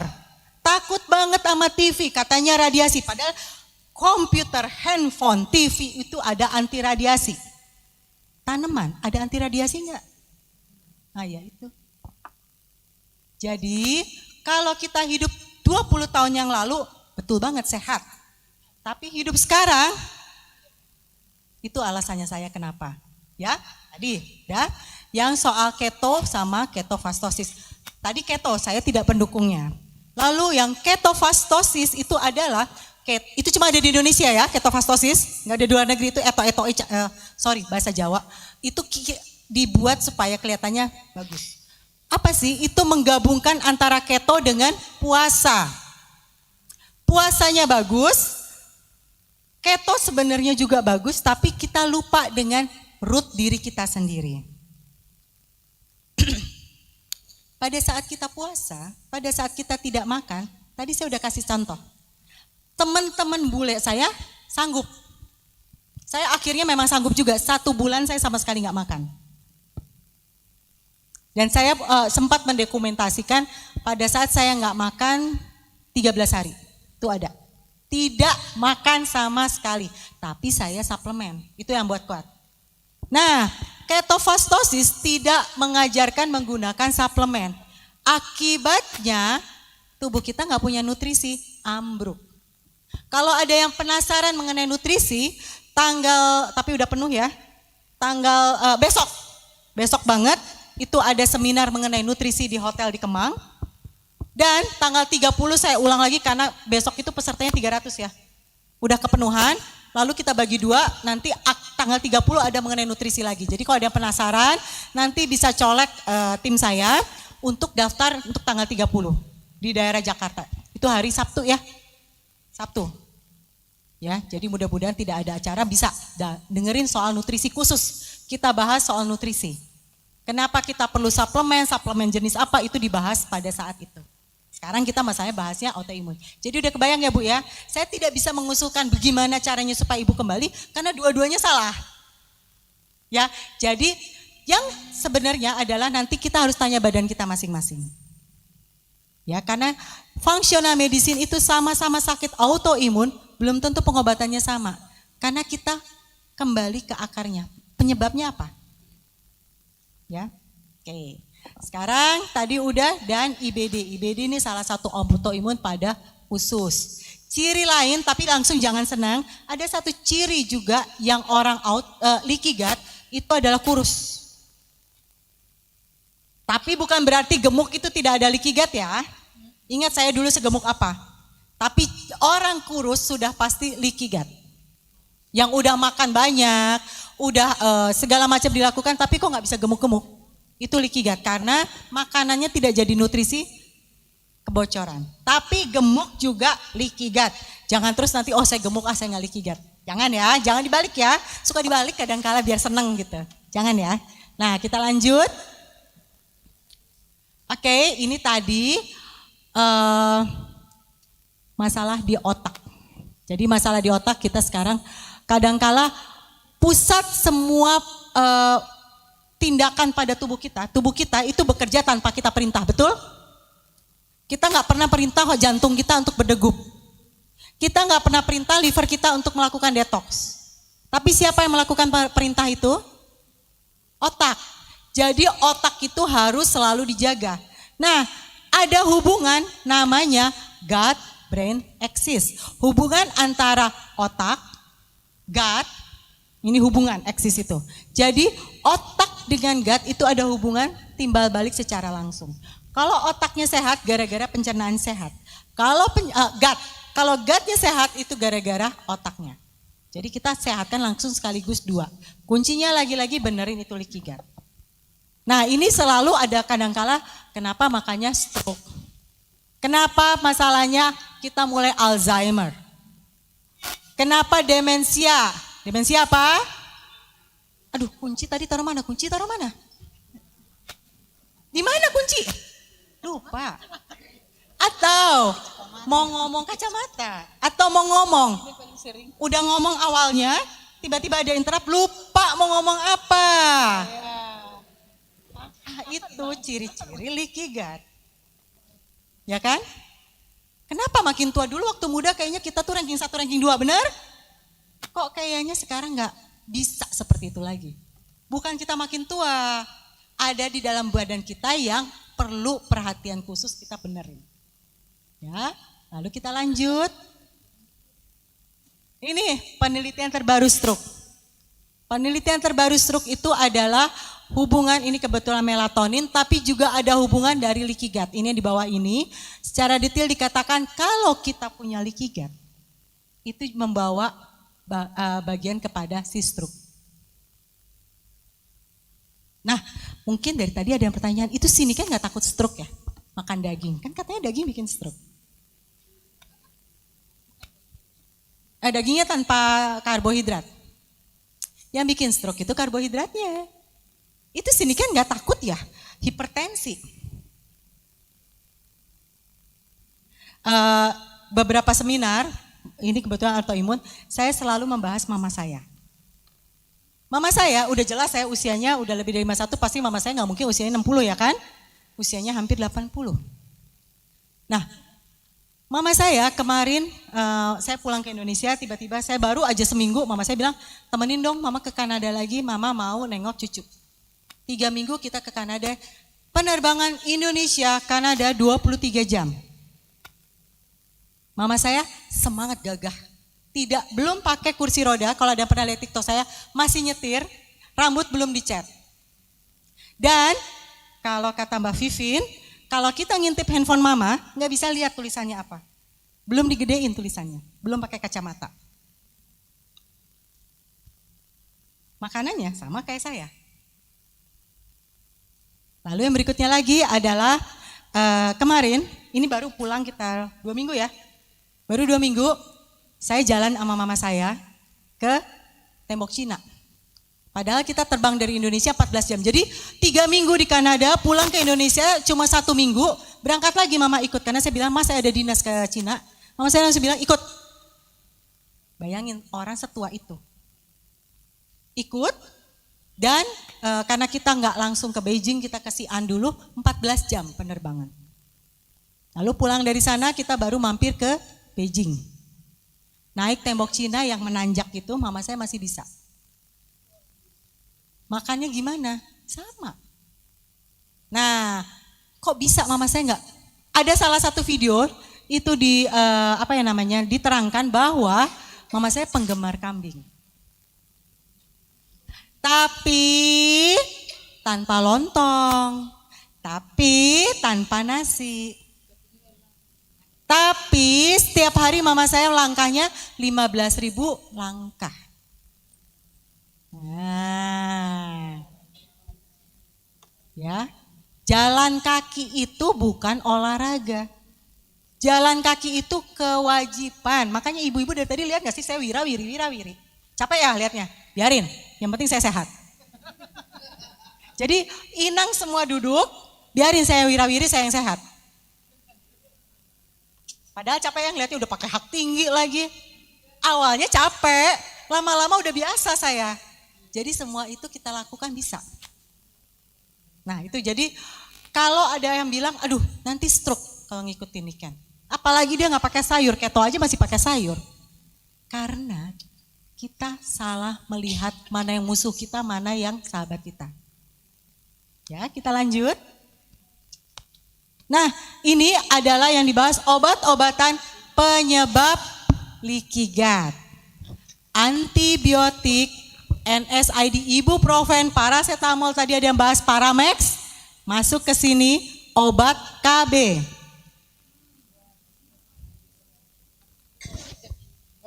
Nggak apa-apa kalau udah pakai obat KB, benerin leaky gut-nya. Jangan terus obat KB-nya besok dibuang, kebobolan. Jangan, cerita baru lagi nanti ceritanya. Nggak begitu. Jadi kita kan memang diciptakan otak untuk berpikir ya. Kita cari solusinya. Ya. Nah, antibiotik. Kita kadangkala suka panik, anak-anak sakit dikit kasih antibiotik. Nah, padahal antibiotik ini merusak sekali kondisi gut kita. Ya. Lalu tadi ibuprofen, paracetamol, ini sialnya nempel di gut kita. Jadi walaupun kita udah konsumsi, tapi sebelum-sebelumnya konsumsi, menghapuskan dalam tubuh kitanya nggak bisa langsung. Lalu obat KB, tadi saya udah ceritain, karena obat KB ini dia menyebabkan estrogennya kelebihan. Jadi estrogen kan ditinggikan terus dengan obat KB. Nah, tapi sebetulnya bagi yang bisa melepas obat KB, lepaslah. Karena obat KB itu juga salah satu pencetus kanker. Kanker payudara dan kanker rahim. Ya, kalau udah terlanjur, sekarang udah menopause, udah nggak minum obat KB lagi, benerin leaky gut-nya, yuk. Ya, jadi kita hindari dulu semua ini. Kalau misal, tapi nih kan saya kalau nggak minum Paramex, kepala saya sakit terus. Nah itu nanti kita lihat pakai apa, bagaimana caranya supaya kepalanya berangsur-angsur tidak berat, tidak sakit. Ya jadi kita pokoknya jangan pakai alasan terus. Memang nggak mudah. Kata siapa enak jadi nikah ngobatinnya. Tapi lihat sekarang saya bisa berdiri di sini. Seneng banget nggak? Dulu saya kemana-mana pakai kursi roda. Saya udah nggak sanggup jalan. Kemana-mana didorong kursi roda. Ya, jadi bisa kok. Lanjut, steroid ini jarang ya kita pakai steroid. Tapi tahu nggak sih steroid itu ditemukan di mana? Insulin. Siapa yang diabetes disuruh suntik insulin. Itu ilmu kuno banget karena itu adalah steroid yang berbahaya untuk tubuh kita. Jadi bukan cuma sekedar untuk bikin otot, tapi dia juga gara-garanya dari si insulin. Yang berikutnya, nah ini nih. Ini kalau nggak bawa kemana-mana, nggak sanggup badan kita. Obat anti mah. Lansoprazole, pokoknya belakangnya oleh-oleh. Ya, antacid, proma. Minum apa? Perbaiki. Bukan obat, obat itu bagus tapi pertolongan pertama. Bukan seumur hidup, bukan. Pertolongan pertama pakai obat, kita cari akarnya, kenapa dia sakit. Ini, Inang pasti tahu dong pohon, kita punya pohon di dalam pot ya, di dalam rumah. Kalau daunnya kuning, yang kita lakuin apa? Potong, buang. Potong daun kuningnya, lalu kita kasih pupuk, kita siram. Dengan harapan besok-besok tumbuh daun lebih bagus daripada yang kuning. Menyelesaikan masalah? Sementara. Ini kayak obat, sementara. Nanti besok-besok rusak lagi bisa. Nah kalau functional medicine, dia gali itu yang namanya potnya. Dia lihat akar mana yang bikin masalah. Akarnya diperbaiki. Jadi jangan tanya, saya nggak boleh minum obat ini, obat itu, terus saya pakai apa? Ya bukan obat solusinya, benerin. Ya Inang ya, benerin. Semakin kita bisa benerin, akarnya dibenerin, otomatis seluruhnya sehat. Ini kenapa saya bisa autoimunnya yang kata orang nggak bisa pakai obat, nggak bisa sembuh dari obat, saya bisa. Karena saya perbaikin akarnya. Akar masalah yang menyebabkan saya autoimun. Begitu ketemu akarnya, diamputasi akarnya, di stop akarnya, bisa sehat lagi. Ya, yuk kita lanjut. Itu tadi yang pertama. Nah kita punya yang disebut healingnya, itu adalah ini internasional, di sini tidak diajarkan. Ini adalah yang disebut dengan 4R gut healing. Jadi Cara mengobati yang udah punya leaky gut itu dengan 4R ini. 4R ini singkatan dari apa? Remove, replace, repopulate, repair. Nanti kita belanja. Tapi pokoknya ini bahasa internasional. Ini standar internasional. Jadi kalau kita keluar negeri ke functional medicine, dia akan suruh kita melakukan keempatnya. Ya. Nah, yuk kita lanjut dulu. Yang pertama itu adalah remove. Apa yang di-remove? Makanan. Makanan yang menyebabkan leaky gut. Makanan yang menyebabkan inflamasi pada tubuh kita disuruh dibuang, di-stop. Jangan cuman, tapi kan saya cuman dikit. Gak apa-apa deh hari ini doang, besok ini lagi. Gak sembuh-sembuh. Jadi betul-betul harus di-remove.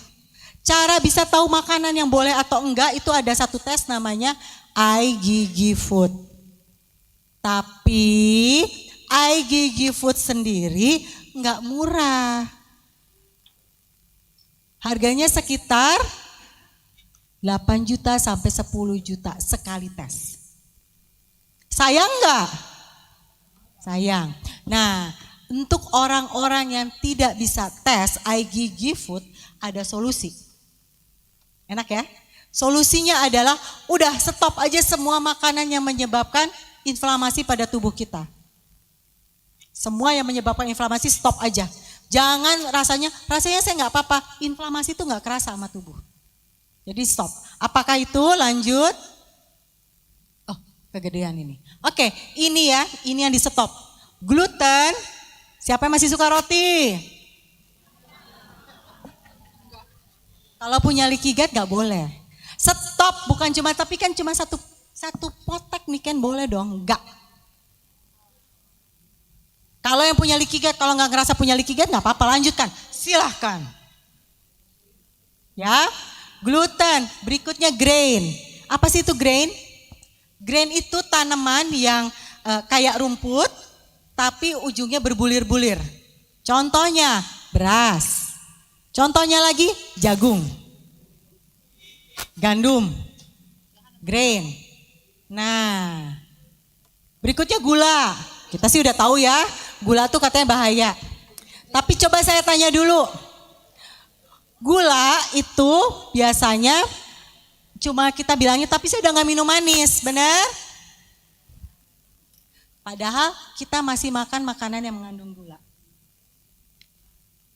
Nasi ya udah pasti. Tadi kan nasi masuk ke grain. Gula. Berikutnya tanaman nightshade. Apa itu tanaman nightshade? Nah ini mungkin semua orang langsung ke saya. Saya tahu gimana Inang ini pasti suka banget suruh lepas. Gak bisa. Tapi itulah lawannya. Nightshade itu adalah tanaman yang bijinya ada di dalam. Bijinya di dalam kok kacang? Bukan. Pepaya bukan. Nangka bukan. Singkong bukan. Durian bukan. Bijinya kecil-kecil ada di dalam.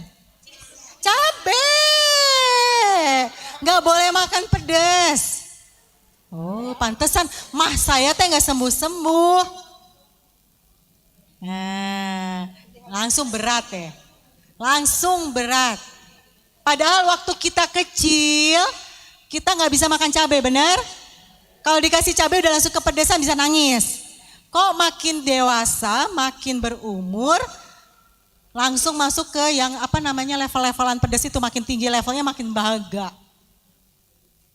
Nah itu tanaman nightshade. Berikutnya lagi adalah terong-terongan. Terong ya, nggak bagus. Terong, cabai. Tapi sambal kan enak ya, ya itu dia. Musuh kita tuh diri kita sendiri. Jadi tadi ada ibu tanya gimana saya mau mulai hidup sehat. Nggak tahu gimana. Oh jamu, kenapa jamu? Apa? Jaga mulut. Ya tidak semudah itu ya, betul ya. Orang kita lewat meja makan aja rasanya udah lapar, baru lewat meja makan. Ya gitu, jadi musuh kita memang diri kita sendiri. Oke, kita lanjut. Telur. Mungkin ada yang bilang, loh kan telur menyehatkan. Protein. Nah itu dia penawaran boleh dong. Silahkan boleh. Tapi cek dulu iGigi Food. Di mana 8 sampai 10 juta. Banyak habis orang tes iGigi Food, telur tuh nggak bisa. Mau putihnya mau kuningnya nggak bisa. Saya termasuk yang tidak makan telur. Nah, kalau yang ibu-ibu melakukan ini tuh nggak seumur hidup enggak. Kecuali yang kayak saya, kapok. Kalau saya kapok kembali menjadi sakit. Jadi walaupun saya sudah menyetop, ya selamanya aja ngapain sih, nggak rugi juga saya nggak makan telur. Yang katanya protein, toh saya badannya juga keker, ya nggak? Ibu, rumah sakit mengadopnya apa Bu? Konvensional. Ini fungsional. Jangan pernah bilang, tapi saya ke dokter suruh makan telur sehari 2. Iya, dokternya fungsional atau konvensional? Nah, ayo bersihin dulu ininya. Beda. Sekarang fungsional itu diajarkan di negara-negara maju. Sayangnya negara kita memang maju ke belakang. Tapi kan kita nggak mau ikut-ikutan maju ke belakang kan? Yuk kita perbaiki diri kita sendiri dari sini. Makanya saya setiap di Indonesia saya usahakan setiap hari ngadain seminar gratisan hanya supaya sama-sama pinter. Enggak lagi datang ke dokter katanya, tapi dokternya sambil urak-urak resep bulan depan datang lagi ke sini ya. Dokter udah tahu, nggak akan sehat dikasih obatnya. Bulan depan datang lagi. Baru juga duduk, kenapa? Oke, Tanet. Bulan depan datang lagi ya. Saya, kebetulan saya fungsionalnya saya di Singapura.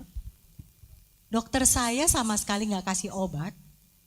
Dan dia waktu itu saya ingat saya pernah datang dalam jangka 2 bulan saya udah datang lagi. Dokter bilang, ngapain kamu datang lagi?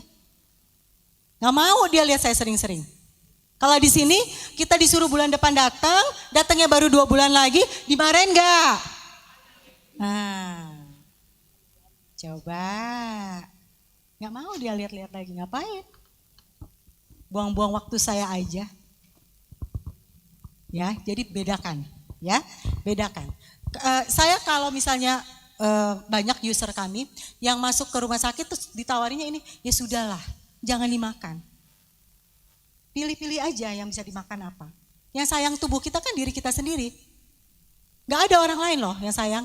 Mau anak kita katanya sayang, suruh anak kita baca buku-buku dulu, baru bilang sayang, ngajarin kita. Ya, nah ini kan ajang untuk kita belajar sama-sama.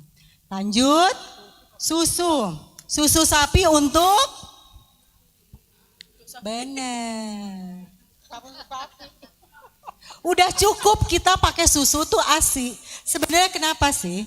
Kalau susu, di dalam susu itu ada namanya laktosa, betul banget. Ada namanya laktosa, di mana laktosa itu adalah gula. Padahal 0 gula. Kalau kita lagi ini 0 gula, laktosa. Yang berikutnya karbohidrat. Semua orang mikirnya karbohidrat itu kentang, jagung, nasi. Sekarang saya tanya, makanan ini yang akan ada presentasi seminarnya tanggal 9 nanti dan 30. Makanan itu terdiri dari 3. Karbohidrat, protein, lemak. Itu aja. Karbohidrat, protein, lemak. Ya, benar ya? Pertanyaannya, buah masuk kemana?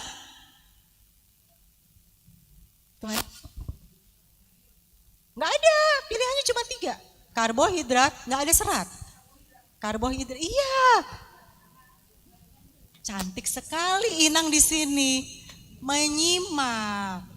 Betul, buah itu karbohidrat. Alasan saya tidak makan buah selain yang dia sudah dilakukan perubahan-perubahan pada bibit, yaitu karena dia karbohidrat. No. Tubuh kita mau kemasukan sedikit atau kemasukan banyak, mau kemasukan nasi merah atau nasi putih, mau kemasukan yang namanya nasi dingin, nasi campur minyak, kemasukan karbo. Kalau apoteker pasti tahu, tubuh kita akan mengolahnya berdasarkan chemical. Dia buta loh, dia buta, dia gak teropong dulu, oh ini nasi merah, oh ini buah. Dia buta, yang masuk chemicalnya karbohidrat, dia rubah sebagai glukosa. Titik, that's it, gak ada tawar menawar. Tubuh kita itu diciptakan sama Tuhan luar biasa otomatis. Mau kemasukan dikit atau banyak? Karbohidrat. Dan itu musuh utama orang punya leaky gut. Titik. Nggak ada tawar-menawar. Ini ada researchnya soalnya. Ya, lanjut. Tadi udah buah. Sekarang saya tanya, sayur. Masuk mana? Karbohidrat juga, betul. Tapi dikit nih Ken. Ya tetap aja. Chemicalnya dilakukan sebagai glukosa. Nah, lalu yang terakhir ini suka susah. Kopi. Saya kalau nggak minum kopi sakit kepala. Waktu kecil, lambung kita sanggup nggak minum kopi? Sanggup? Anak-anak kecil kita nggak kita kasih begitu. Makin dewasa, perut kita makin kuat.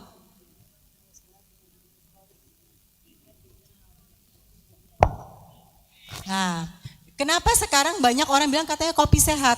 Ya nggak apa-apa, suruh aja orang yang bilang itu suruh makan minum kopi. Buktikan aja. Saya membuktikan saya tidak minum kopi sama sekali. Kopi tetap di. Jadi gini. Yuk kita sekarang lihat. Hampir setiap sudut ada Starbucks. Oh, ada Starling lagi, yang kita ngomongnya yang gede-gede aja. Orang-orang yang jualan kopi itu, dia dengan mudahnya membuat narasi kalau kopi sehat. Zaman saya masih kecil, masih muda, itu saya masih bisa menemukan kalau kopi itu berbahaya. Makin kesini dikatakan makin sehat. Kenapa? Ya supayalah, iya. Dan sialnya, ini pinter banget loh, pinter banget yang jualan kopi. Kopi itu salah satu zat yang adiktif atau kecanduan. Hampir sama kecanduannya seperti obat-obatan, drugs. Jadi memang susah banget melepaskan diri dari kopi. Nah, seneng kan? Jualan aja tiap hari. Karena orang edik. Kalau udah pernah kena kopi memang edik.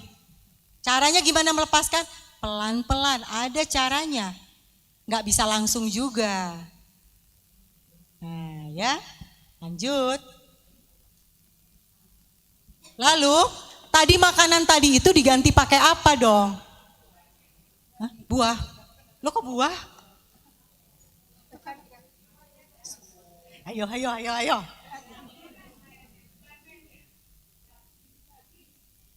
Ini loh padahal di sini ada. Penggantinya adalah grass fed meat. Daging yang makanannya rumput. Jadi kalau kita lihat sapi ada tulisan grass fed meat, itu bisa dikonsumsi. Bukan yang grain fed, yang grass fed. Ada suatu binatang yang kerjaannya makan rumput-rumputan terus. Apa? Ih, bukan. Sapi mah bisa makan dedak masih bisa. Kambing, iya. Kambing.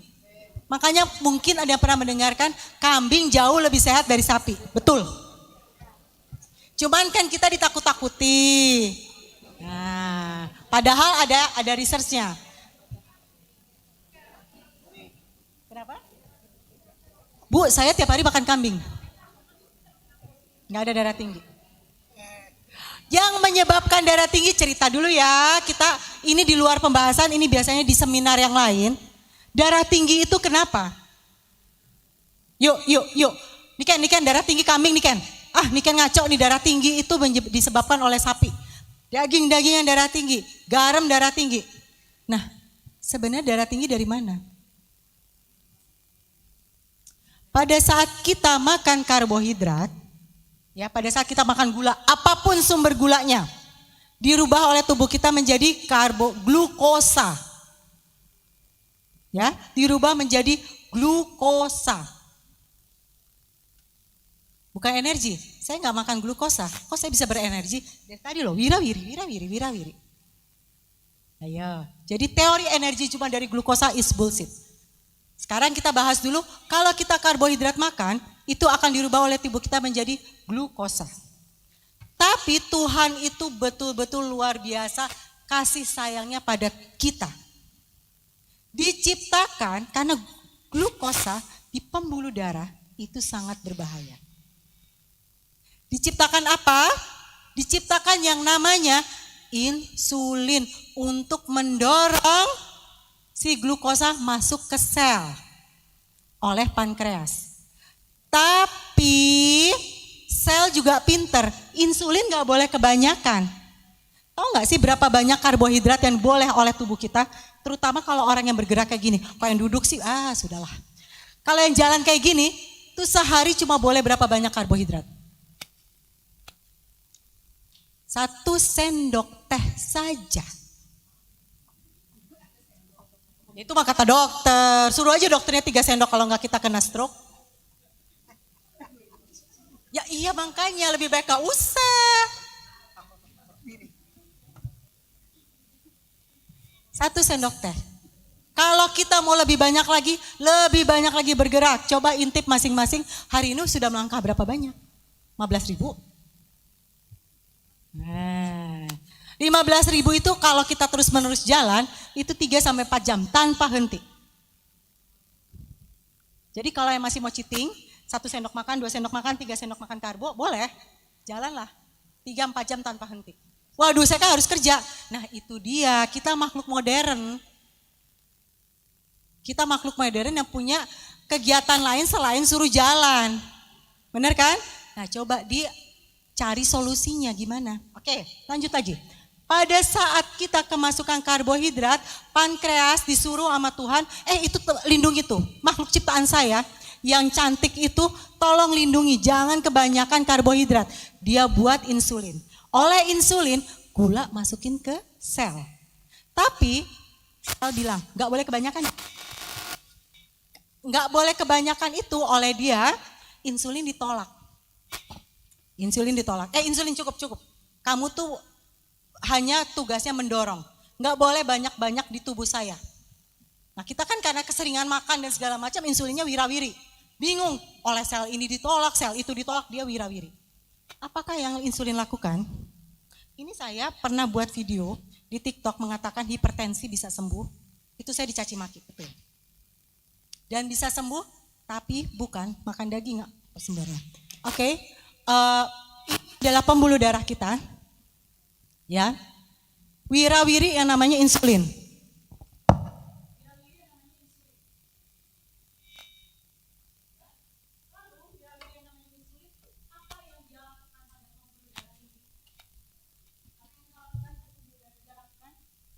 Insulin itu sifatnya menggemukkan. Apa yang digemukkan? Ini pembuluh darah. Apa yang dia gemukkan? Dinding. Siapa tadi bilang dinding, Pak? Dinding? Betul sekali, Inang. Dinding. Dinding pembuluh darah yang tadinya segini, jadi tebal oleh si insulin. Nah, sekarang bayangkan kita mau menyiram tanaman. Pada saat kita mau nyiram tanaman, kalau yang jauh kita malas jalan, benar? Yang kita lakukan apa? Selangnya dipencet. Kita pencet supaya lebih jauh. Pembuluh darah kita itu kayak selang yang lagi dipencet pada saat insulinnya kebanyakan. Dinding pembuluh darahnya menebal. Akibatnya apa? Tekanan darahnya naik. Syuk, lebih cepat. Kita disuruh menyetop makan daging, menyetop makan garam. Padahal nggak ada hubungannya sama yang namanya insulin. Kita nggak pernah ditanya, nggak boleh makan nasi, enggak. Boleh kok Bu, ya udah nasi nggak boleh, ganti ya pakai kentang. Lah, ini dokter nggak belajar apa? Emang kentang bukan karbohidrat? Emang tubuh kita ini tidak diciptakan untuk mengusir si kentangnya? Insulin lagi. Di situ Bu. Kenapa hipertensi kita nggak sembuh-sembuh? Laung kita masih makan penyebabnya. Ya, jadi bukan daging, bukan juga disebabkan oleh garam. Disebabkan oleh apa hipertensi? Karbohidrat. Kita kan sekarang import beras juga udah mahal ya Bu ya. Iya. Nah jadi ya, kita sekarang makin, tapi hal ini tuh sayangnya memang seminar yang lain. Kita autoimun dulu, tapi terima kasih pertanyaannya ya. Lanjut. Nah, gimana sih kita harus ganti tadi makanannya dengan makan daging-dagingan? Ini boleh sayuran rendah gula dan non hijau. Sama ini kita pikir makanan hijau boleh. Nah, ini sebenarnya dibahas pada tanggal 9 dan tanggal 30, sedikit saya kasih. Sayur hijau itu mengandung oksalat. Namanya oksalat. Oksalat itu apa? Penyebab batu ginjal.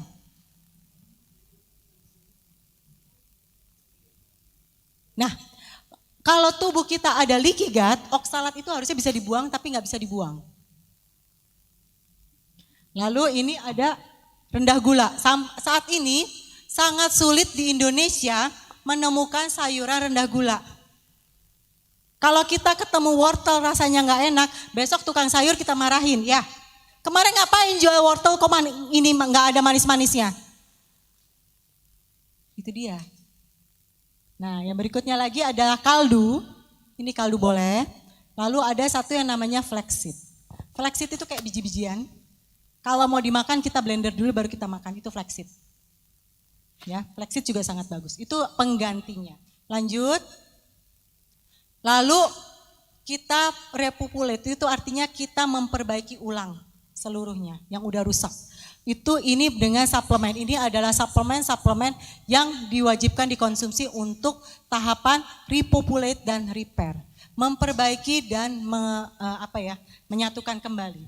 Vitamin D3, glutathione, probiotik, glutamin, enzim, multikolagen, omega 3, flaxseed. Ini nggak lama, nggak sepanjang hidup. Jadi, sepanjang hidup saya nggak boleh makan telur, enggak. Ini cuman pada saat kita lagi perbaikan. Pada saat leaky gut kita sudah baik, ya udah aja nggak apa-apa. Kecuali kayak saya merasakan perbedaan muka saya pada saat saya belum masuk ke karnivor dengan karnivor luar biasa bagusnya. Jadi saya nggak mau kembali lagi. Nah, biasanya bagi yang udah jalanin ketagihan, malas balik lagi. Gitu ya, lanjut. Oke, nah selama ini tadi saya nyebut saya punya grup, punya segala macam. Ini adalah grup Telegram kami, di mana cara bergabungnya, ini gratis ya. Telegram grup itu kalau masih ada pertanyaan dan segala macam, bisa hubungin Telegram. Caranya adalah WhatsApp ke nomor ini. Nanti ada tim medsos saya yang membantu untuk diarahkan, kasih link ke Telegram. Gimana kalau nggak punya Telegram?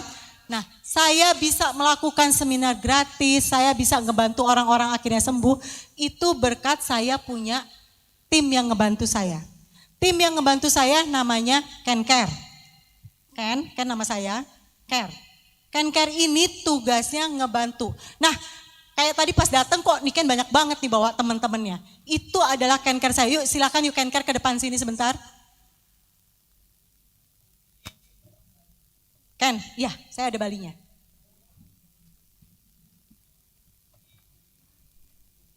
Saya udah campuran mana-mana, Indonesia. Saya ada Jawa, ada Bali, ada Pakistan. Nah ini para Care. Jadi kalau nggak bisa masuk ke Telegram karena handphone tidak bisa install Telegram lagi, nanti kalau punya penyakit bisa dibantu oleh para, ini sebenarnya kita punya 22, padahal member kita ada 24.000. Jadi mereka memang jibaku gratis ya, mereka nggak akan minta bayaran apapun, mereka para penyakitan juga seperti saya. Jadi bukan kayak iklan skincare yang dipakai emang orang yang memang masih muda, yang dipakai memang orang-orang cantik, enggak. Mereka ini bukan foto model, jadi mereka ini punya pengalaman sakit. Dari pagi sampai malam kerjaannya balasin WA, makanya kalau tadi lihat di mana-mana mereka pegang WA terus. Bukan lagi dengerin saya tapi sibuk menjawab. Karena semua pertanyaan demi pertanyaan yang mereka bantu jawab. Nah, mereka ini punya cerita sakitnya macam-macam. Ada yang sakit ini, ada yang sakit itu, ada yang recovery. Ini salah satunya Mbak Sylvia yang pakai ungu. Ini sakit autoimun Sjogren syndrome. Bisa sembuh. Jadi bukan saya sendirian. Ada banyak lagi yang sembuh, bisa sembuh lepas obatnya. Tadinya dia nggak mau ngaku sama dokternya, pakai apa? Nggak mau, karena takut dimarahin sama dokter. Tapi makin kesini dokter makin heran, ini orang makin lama makin sembuh. Ya, jadi kita bukan mau memusuhi para dokter, enggak. Tapi kita hand in hand supaya bisa cepat lebih recovery. Memang saya suka dimusuhin dokter, tapi sudahlah. Kita kan maksudnya mengajarkan supaya nggak sakit. Nah ini sebagian kecil dari para Kencare. Jadi nanti kalau misalnya masuk ke WhatsApp itu, lalu bilang saya mau berhubungan dengan Kencare aja, saya nggak bisa masuk Telegram. Nanti biasanya akan ditanya penyakitnya apa. Jika ada penyakit nanti akan langsung diarahkan kepada Kencare. Tapi sabar ya, jangan begitu itu, lah ini gimana sih WhatsApp kok belum dijawab 1 jam, 2 jam.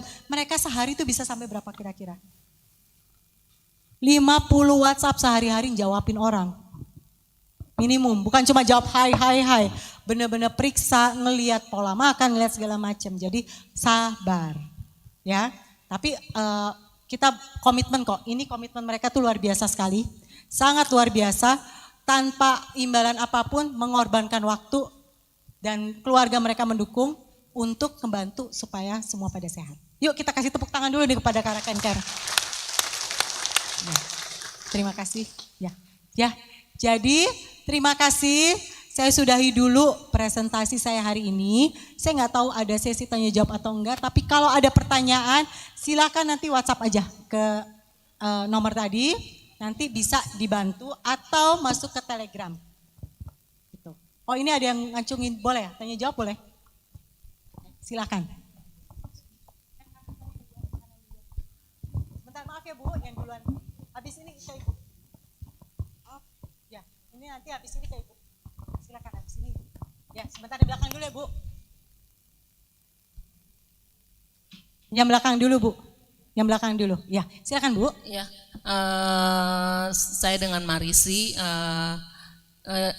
Waktu pertama saya dengar untuk adanya seminar ini, saya memang antusias sekali. Karena sebenarnya memang saat ini saya menderita autoimun lupus seperti itu. Dan yang saya rasakan itu saya ketergantungan dengan obat metilprednisolon itu sehari itu bisa 2 kali minum. Yang berapa miligram? Yang 0,4. Nah, seperti itu. 40 miligram. Emang saya pernah dengar katanya kalau lupus itu tidak ada obatnya. Dan saya pernah ke dokter Prof. Nanang yang di daerah Pulau Gadung, itu kan satu-satunya dokter autoimun ya.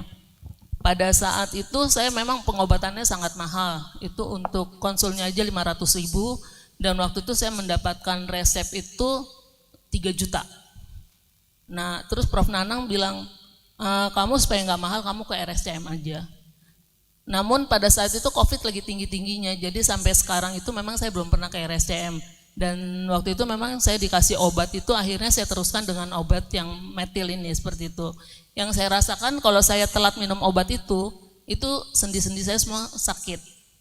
Awalnya itu saya nggak tahu kalau saya kena lupus. Terus yang saya rasakan semua jari-jari saya bengkak. Saya tanya, kebetulan depan rumah itu kan perawat di Polri, saya tanya, ini kenapa ya, mungkin kamu rematik, ternyata enggak, ternyata memang lupus.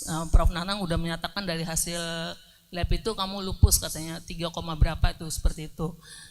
Saya sebenarnya minum obat itu ngerinya karena itu kan semacam steroid ya katanya kan, dan itu bisa menyerang ginjal, dan saya memang rindu supaya saya bisa lepas dari itu, bisa hidup sehat lagi seperti itu.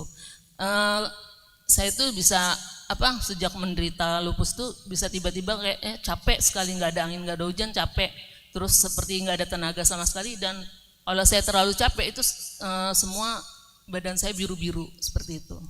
Terima kasih. Makasih ya Bu ya. Nah, sama lupus itu kayak saya kan juga ada lupus, autoimun. Nah, cara memperbaiki autoimun sampai saat ini kalau dari functional medicine yang tadi itu. Nah, gimana caranya melepaskan diri dari metil? Nggak bisa mendadak masalahnya Bu. Jadi saya mungkin cerita kemarin waktu awal tahun ini karena ada kedukaan, itu saya juga terpaksa konsumsi metil. Di Indonesia dikasih dan itu tinggi dosisnya. Saya bawa ke Kanada, apa yang terjadi? Metilnya mendadak di stop, disuruh minum obat suplemen vitamin D, dosisnya 35.000 IU sehari. Bayangin, Sedangkan yang diizinkan di Indonesia itu cuma 1000 IU. Ini 1000 IU kalau misalnya kali 30 itu kan berarti 30.000. Kebutuhan 1 bulan saya suruh konsumsi 1 hari. Dan dalam waktu sekejap langsung sembuh, alhamdulillah. Jadi kalau ibu mau nanti ada tim yang bantu step by step, karena nggak bisa ibu mendadak berubah, nggak bisa, karena kerusakan di dalam tubuhnya itu udah nggak punya penjaga lagi. Kalau udah pernah kena metil, imunitas tubuh ibu sangat rendah. Itu harus ditingkatkan dulu, belum lagi pola makan, musuhnya diri kita sendiri ya Bu. Nanti ibu pengen ini, pengen itu. Jujur, semua teman-teman ini semua punya penyakit dan mereka tahu rasanya melawan diri sendiri. Sialnya, misalnya kita udah 1 bulan treatment, belum sembuh, tapi tergoda. Itu mulai dari 0. Itu kesulitannya, fungsional. Makanya saya nggak pengen sedikit pun lagi cheating, karena nanti saya tergoda, bukan tergoda, saya ketagihan, susah untuk memulainya lagi. Jadi yuk semangat Bu, masih bisa kok, masih ada jalan terangnya. Kita lakukan ya Bu ya. Gitu.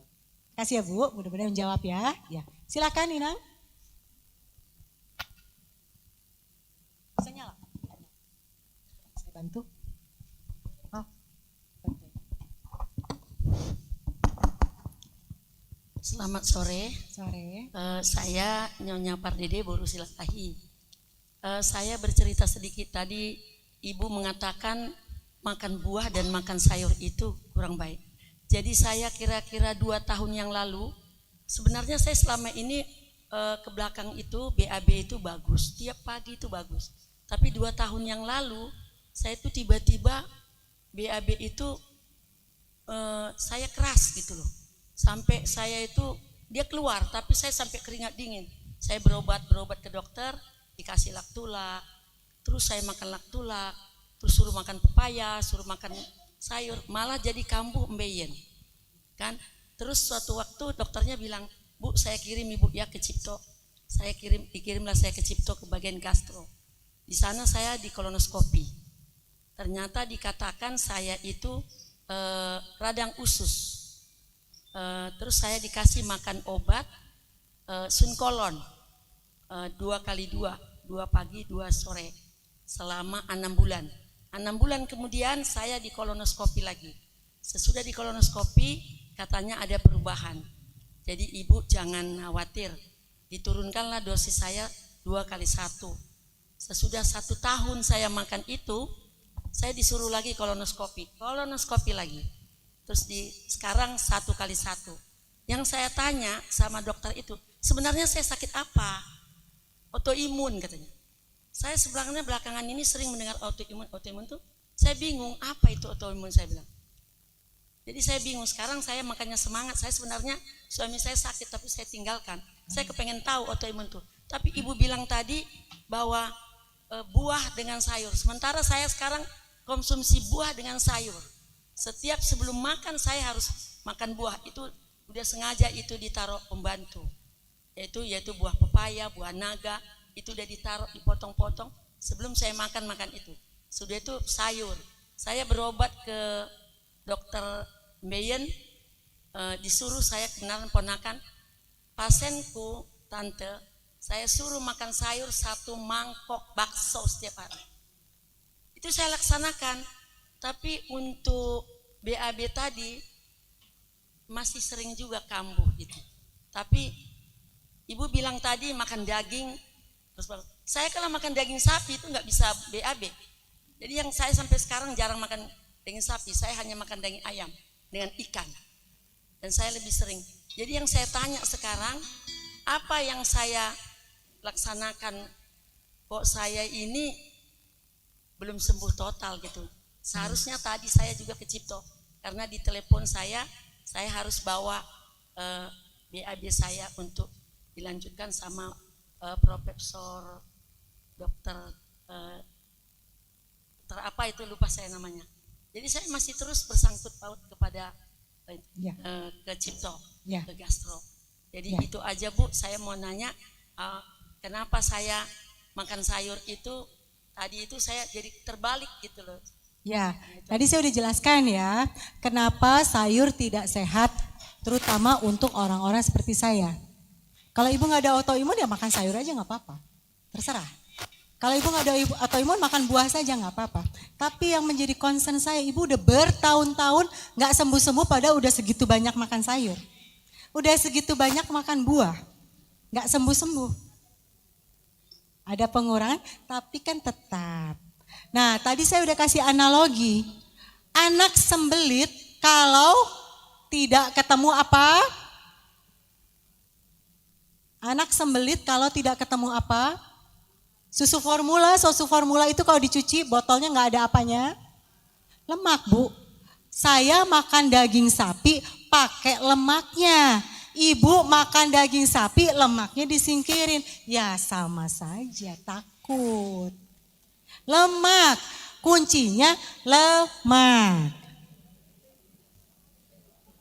Kuncinya lemak, bukan kuncinya di dagingnya. Saya makan daging gak dipilih-pilih. Kenapa? Oh, yang membuat gendut bukan lemak dari lemak. Yang membuat gendut karbohidrat. Kolesterol bukan penyakit. Bisa didengarkan semua edukasi saya di TikTok. Kolesterol bukan penyakit. Ibu bapak, Inang, tahu kolesterol saya nilainya berapa? Sehat banget ya saya, nggak ada stroke. 3 tahun terakhir ini saya kalau di seminar yang soal kolesterol saya buktikan. Saya kasih lihat hasil cek lab saya selalu cek labnya di Singapura. Karena dokter saya di Singapura. Tahu nggak kolesterol saya berapa? 100, wah. Kolesterol saya sudah 3 tahun ini di atas 300. Ada stroke? Oh ya tidak, karena kolesterol itu dibuat di otak kita. Semakin kita pintar, kolesterolnya semakin tinggi. Ibu Inang-Inang, ASI itu isinya apa? Lemak itu adalah apa? Kenapa anak-anak kita kasih kolesterol kalau kolesterol berbahaya? Biar pintar. Gimana? Kata siapa kolesterol berbahaya? Zaman nenek saya orang Jawa. Orang Jawa itu makanannya tengkleng, gulai, kambing, jeroan. Itu makanan orang Jawa zaman dulu. Eyang saya makan itu. Meninggal usia berapa? 89. Kecelakaan pula. Jadi bukan karena sakit. Kolesterolnya pasti tinggi. Kolesterol itu penyakit kapan? Baru ditemukan. Baru dibilang sebagai penyakit. Kalau ini sakit, itu bukan kolesterol. Kalau ininya pegel, itu bukan kolesterol. Itu trigliserid. Nah, yang bahaya trigliserid. Trigliserid terbuat dari apa? Karbohidrat. Tapi kita tetap makan aja nasi ya. Nah udah gimana dong. Tapi takut dengan yang namanya kolesterol. Padahal kolesterol bikin pintar. Salah satu penelitian di salah satu seminar saya yang membuat orang stroke kalau kekurangan kolesterol. Coba sekarang gini, tanya sama orang-orang yang stroke. Selama ini suka minum obat anti kolesterol enggak? Minum. Selama ini takut makan gaji enggak? Takut. Takut makan jeroan enggak? Takut. Takut makan lemak enggak? Takut. Stroke. Selama ini sudah minum obat anti kolesterol? Sudah. Tidak makan jeroan, tidak makan macam-macam yang berlemak. Pasang ring enggak? Pasang. Nah ini masalahnya kebetulan kita tidak bahas mengenai kolesterol. Mungkin suatu saat saya datang ke sini lagi bahas soal kolesterol, kita bahas rame-rame, kita bedah rame-rame. Asam urat itu salah satu antioksidan tubuh kita. Tubuh kita itu suka kemasukan racun, harus punya antioksidan. Salah satu antioksidan itu adalah uric acid. Pada saat uric acid itu berarti melindungi kita. Tapi pada saat kita mulai terasa asam urat, uric acid kita melawan kita, menyakiti kita, apa itu namanya? Autoimun. Ada leaky gut. Bukan karena kambing. Jangan salahin dia yang sakit itu, bukan. Tapi coba periksa lontongnya berapa banyak. Kecapnya berapa banyak. Ya. Sebentar ya Bu. Jadi udah. Kalau masih bertanya-tanya, bisa nanti gabung atau dengerin TikTok saya. Bisa. Ini saya nggak tahu masih boleh nanya atau nggak, soalnya udah jam segini. Masih boleh nanya nggak Bu Bintang? Oh, yang depan dulu ya Bu, maaf ya. Sebentar. Penting banget katanya, penting banget. Berantem aja Bu, berantem Bu. Gimana Bu? Ya Bu, makasih atas kesempatan diberi kepada saya. Kenapa saya sampai gini-gini ya Bu ya? Karena nggak semua orang di sini mengenal penyakit saya. Oke Bu. Penyakit saya ini namanya ITP. Ya. Saya mau bertanya, apakah itu termasuk kepada autoimun atau tidak? Ya. ITP itu pada darah ya Bu ya? Iya. Ya. Masuk. Tergantung penyebabnya dulu. Nah, Ini mulai kapan Ibu dapat ITP? sekarang Karena ada yang genetik. iya. Jadi sekarang gini Bu, saya baru tahu waktu saya koma dari tahun 2014 sampai saya transfusi dan sampai sekarang saya masih perawatan dokter. Dan saya tanya setelah ada penyakit apa yang kemarin itu virus COVID sampai kemana-mana saya kayaknya diinin orang itu, padahal ya puji Tuhan saya nggak kena COVID ya Dok ya, saya nggak kena COVID. Tapi ke gerejanya pun saya dibatas gitu karena harus ada surat ini gitu ya. Tapi saya nekat. Terus saya tanya dokter saya, Dok, apakah saya itu punya penyakit autoimun? Kata beliau tidak. Ya. Dan saya waktu itu belum ada rumah sakit, ya masih tertentu rumah sakitnya. Waktu itu saya dari koma itu 5.000 ya, kan minimal itu kan 150.000. Saya waktu di koma itu 5.000. Jadi saya ini ke Cipto. Ya, dan saya transfusi. Nah, sekarang gini Dok. Tadi keterangan dokter itu jangan makan ini dan itu segala. Boleh makan ini dengan begini segala. Saya ikutin dengan pengalaman yang saya jalanin. Kebetulan saya Dok pesuka daging. Jadi kalau saya nggak makan daging pusing kepalaku Dok. Ya. Tapi temennya nasi. Mau nasi, mau sayur, saya hantam. Ya, tapi masih makan nasi. Masih makan nasi. Masih. Dan itu gen dari orang tua saya ya. Karena kebiasaan maaf aja ya. Jadi kalau saya konsumsi daging itu memang kuat. Ya. Nah, dan susu Dok. Tadi dokter bilang kan susu enggak. Iya, enggak boleh. Ya. Nah, sekarang susu saya pakai 2. Bukan. Saya ensure dengan susu kambing cair yang ori itu loh. Iya kan? Nah, itu sekarang. Dan saya praktekkan selama berapa tahun ini saya kuat. Ya. Tapi kalau saya meleng dikit, saya nggak urus, nggak ini, bisa tiba-tiba saya langsung pingsan. Masuk rumah sakit, orang-orang juga sampai bosan. Warta di gereja ini, ibu si Anu masuk rumah sakit, ibu si Anu masuk rumah sakit. Malu sendiri saya Dok. Nah, dengan pencerahan tadi dari dokter, sebagai pengalaman saya pribadi, maka saya bilang tadi penyakit saya ini kan orang awam nggak semua orang tahu. ITP, ya, ITP idiopatik purpur trombosit purpur. Iya. Jadi rupanya waktu kami pasien itu ada ITP-nya tinggi Dok, sampai 800. Ya, saya lihatlah mata mereka tuh sampai mengeluarkan darah. Ya. Sampai mengeluarkan darah gitu ya. Saya bingung. Lah, itu kenapa? Rupanya ITP-nya memuncak ke atas. Jadi pertanyaannya gimana Bu? Jadi Soalnya saya masih banyak ini yang Dok. nanya.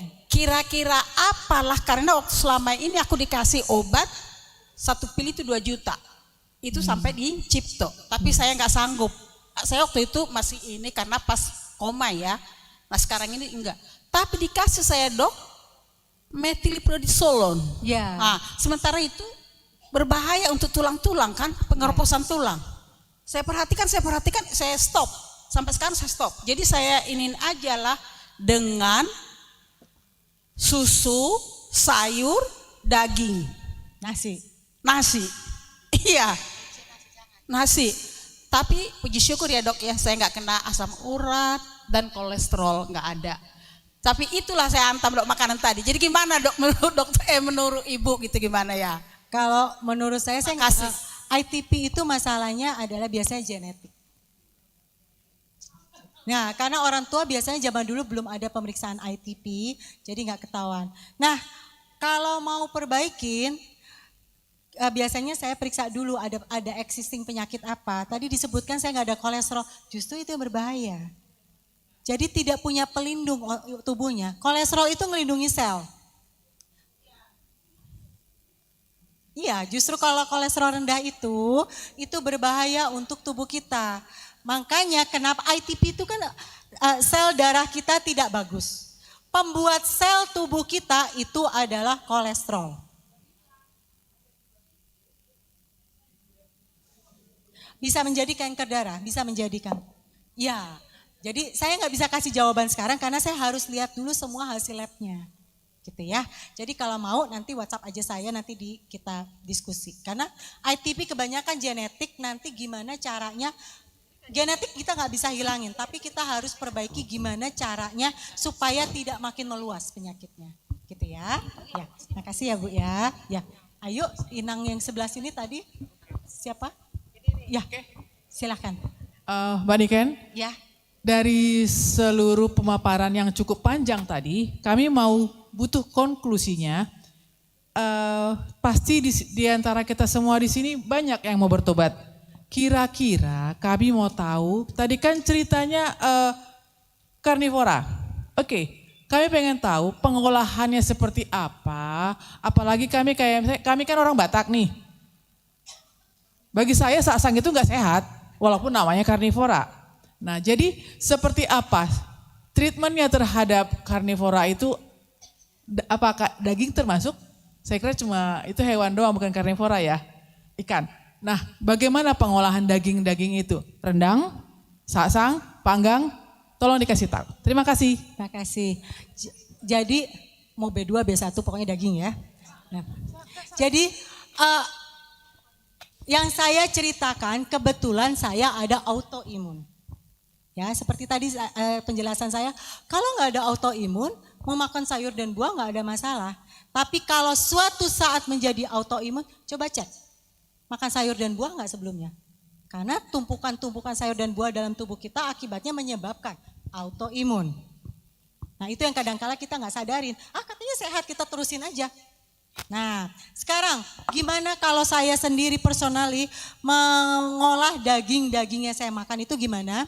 Saya kebetulan orangnya sangat simpel, jadi kalau datang ke rumah saya, misalnya saya suka ada seminar, itu meja makan saya, dapur saya warnanya putih, jadi saya nggak mau masak di dapur, itu saya masaknya di meja. Jadi kalau yang pernah datang ke Hana masak, saya punya kompor di meja, itu saya paling cuma rebus atau bakar, udah itu aja. Segitu aja. Pakai daging bakar aja, pakai garam udah. Oh enggak, saya kebetulan punya yang itunya terbuat dari batu, jadi nggak kena areng. Dan biasanya saya tidak sampai sangat matang, itu yang selalu saya lakukan. Tapi lagi-lagi, functional medicine tiap orang berbeda-beda. Kalau penasaran apa yang cocok untuk saya, karena waktunya sangat terbatas, daripada saya jawab satu-satu nanti saya ditegur oleh panitia, WhatsApp aja nanti kita bantu. Kita bantu karena kayak tadi ada yang ITP, saya nggak bisa jawab, saya harus tahu dulu berapa level gula darahnya, berapa level kolesterolnya, berapa level ini, level itu harus tahu semua. Jadi memang functional medicine itu secara generiknya jarang. Memang generiknya ada, misalnya tidak boleh makan ini. Tapi tergantung juga tiap orang kayak gimana. Nah sekarang kalau udah, saya mau tobat aja deh, saya mau langsung makan daging, boleh. Ingat-ingat, bumbu awalnya boleh asal tidak pedas. Nah bertahap, nanti lama-lama bisa kayak saya. Saya itu cuma rebus, pakai air kaldu, terus udah aja. Nggak ada rasanya. Kenapa? Pakai garam, iya pakai garam, kaldu. Kaldu itu kan ada garam dan segala macam. Itu aja. Terus atau kalau enggak saya bakar, jadi daging saya taruh, saya kasih garam, udah. Nah memang kebetulan saya sekarang pindah di Kanada, yang makanannya juga kayak gitu. Di sana nenek-nenek pun masih makan daging. Dan di Kanada tidak ada usia pensiun. Kenapa? Karena mereka sampai usia tua masih sehat-sehat. Jadi boleh kerja sampai kapanpun udah bosen. nggak ada usia pensiun. Ya, jadi yuk kita sekarang saya nggak bisa general takutnya salah. Pokoknya kita periksa dulu. Yang kalau mau konsultasi, mau diskusi, paling nggak siapkan pemeriksaan HbA1c, trigliserid, HDL. 3 ini saja dulu. HbA1c, HbA1c, trigliserid, dan HDL, itu saja. Kalau punya asam urat dan hipertensi, tambah cek ureum, kreatinin, EGFR. Nggak usah dulu. Nanti kalau trigliserid tinggi itu udah, karena SGOT SPPT kalau udah jelek di hasil lab, itu udah last mile. Udah, jadi biasanya saya nanti lihat muka, lihat ada flek atau enggak tuh keras. Tapi lingkar pinggang juga udah ketahuan kok. Oh, nanti tolong KC ada yang tanya produk, saya nggak tahu. Kenapa? HbA1c, trigliserid, HDL. Kalau punya asam urat, kalau punya hipertensi, tambah lagi ceknya ureum, kreatinin, EGFR. Karena itu berarti ada masalah dengan fungsi ginjal. Kenapa? HDL tinggi bagus. Ginjal bocor ya itu harus dicari tahu kenapa bisa ginjalnya bocor. Ya, kita tidak dilahirkan dengan bocor kan? Nah, itu pasti ada penyebabnya kenapa bisa bocor. Itu nanti dari hasil lab bisa kelihatan. Gitu ya. Oke. Ya, kayaknya mungkin disudahi ya. Udah ya? Ya, udah sore. Terima kasih sekali atas perhatiannya. Terima kasih atas pertanyaan-pertanyaannya. Mohon maaf jika ada kata-kata yang salah, baik disengaja maupun tidak sengaja. Semoga kita sehat selalu.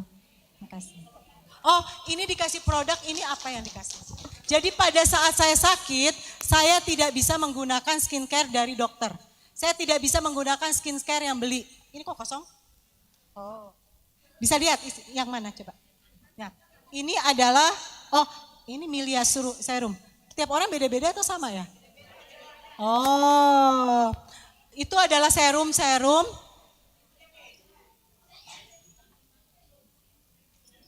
Milia Serum. Iya, sama-sama Milia Serum. Oke. Jadi gini, tadi semua pada tahu kulit muka saya itu rusak. Tapi seorang lupus ya Bu yang merasakan tidak bisa pakai skincare yang produk luar. Yang dijual di mana-mana, baik itu beli di dalam negeri atau di luar negeri, tidak bisa. Akibatnya saya menciptakan sendiri. Saya nyiptain sendiri untuk diri saya sendiri. Nah, banyak teman-teman yang bilang, mau dong. Jadi akhirnya saya buatin juga. Nah, kalau untuk tadi Milia Serum, ini adalah Milia itu biasanya kalau kita ada skin tag, suka di counter, suka di laser. Jadi ada kayak anak-anak tai lalat. Ya, nah itu bisa pakai Milia Serum. Terus kalau ini AHDHA itu adalah kayak pengelupasan, ibu cuma boleh pakai paling enggak 1 menit 2 menit. Jadi pakai 1 menit 2 menit langsung dihapus lagi. Itu kayak pengelupasan. Seluruh muka, tapi kecuali daerah mata dan daerah bibir ya. Ini bawah mata Bu. Ini eye serum, jadi kayak saya nggak punya kantong mata. Milia sama, ya. Milia untuk yang itu, bintik-bintik di muka, bukan spruten. Bintik-bintik yang kayak tai lalat. Ya. Kalau hitam-hitam itu beda lagi, itu spruten. Beda lagi. Oh enggak, ini sih nggak usah dihapus. Mau tidur pakai sampai besok pagi. Itu nanti kantong mata hilang. Ya, eye serum, ini eye serum. Jadi Milia ya. Kalau Milia itu untuk yang bintil-bintil di muka. apa? Kalau salmon ini serum salmon yang dipakai sama Krisdayanti. Ini serum whitening untuk flek. Iya bisa. Muka, semua untuk muka. Super serum sama untuk muka. Itu untuk mata, kalau ice untuk mata. Di sini. Supaya kantong mata dan supaya ini kayak gini. Keriputnya nggak ada segala macam. Ya, oke, terima kasih untuk semuanya. Selamat sore, sampai ketemu lagi.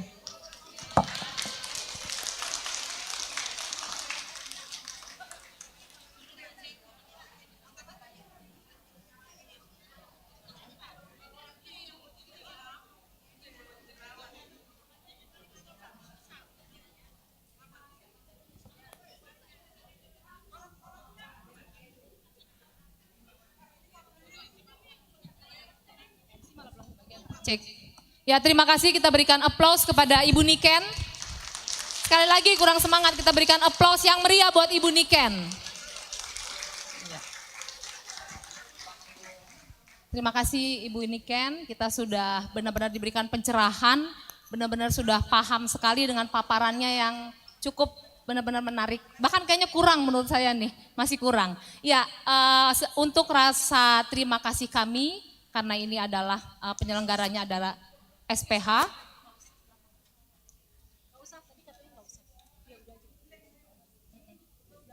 Siapa yang udah mau cuci muka?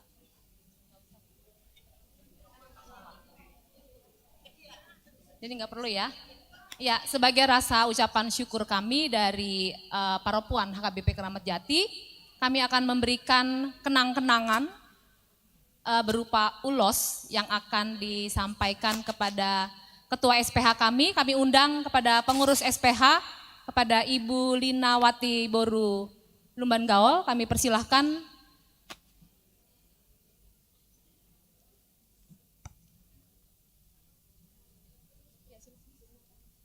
Ya, kepada panitia, semua pengurus SPH kami undang untuk ke depan.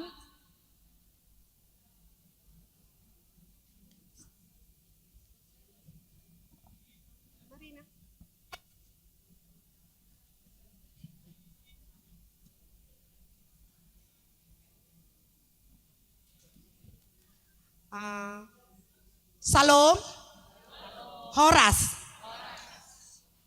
Terima kasih buat Inang semua.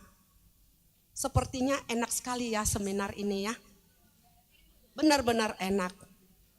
Masih kurang ya waktunya. Kurang lama ya Inang. Itulah namanya bahwa kesehatan itu sangatlah berharga. Kami dari para perempuan dari HKBP Keramat Jati, kami sangat bangga.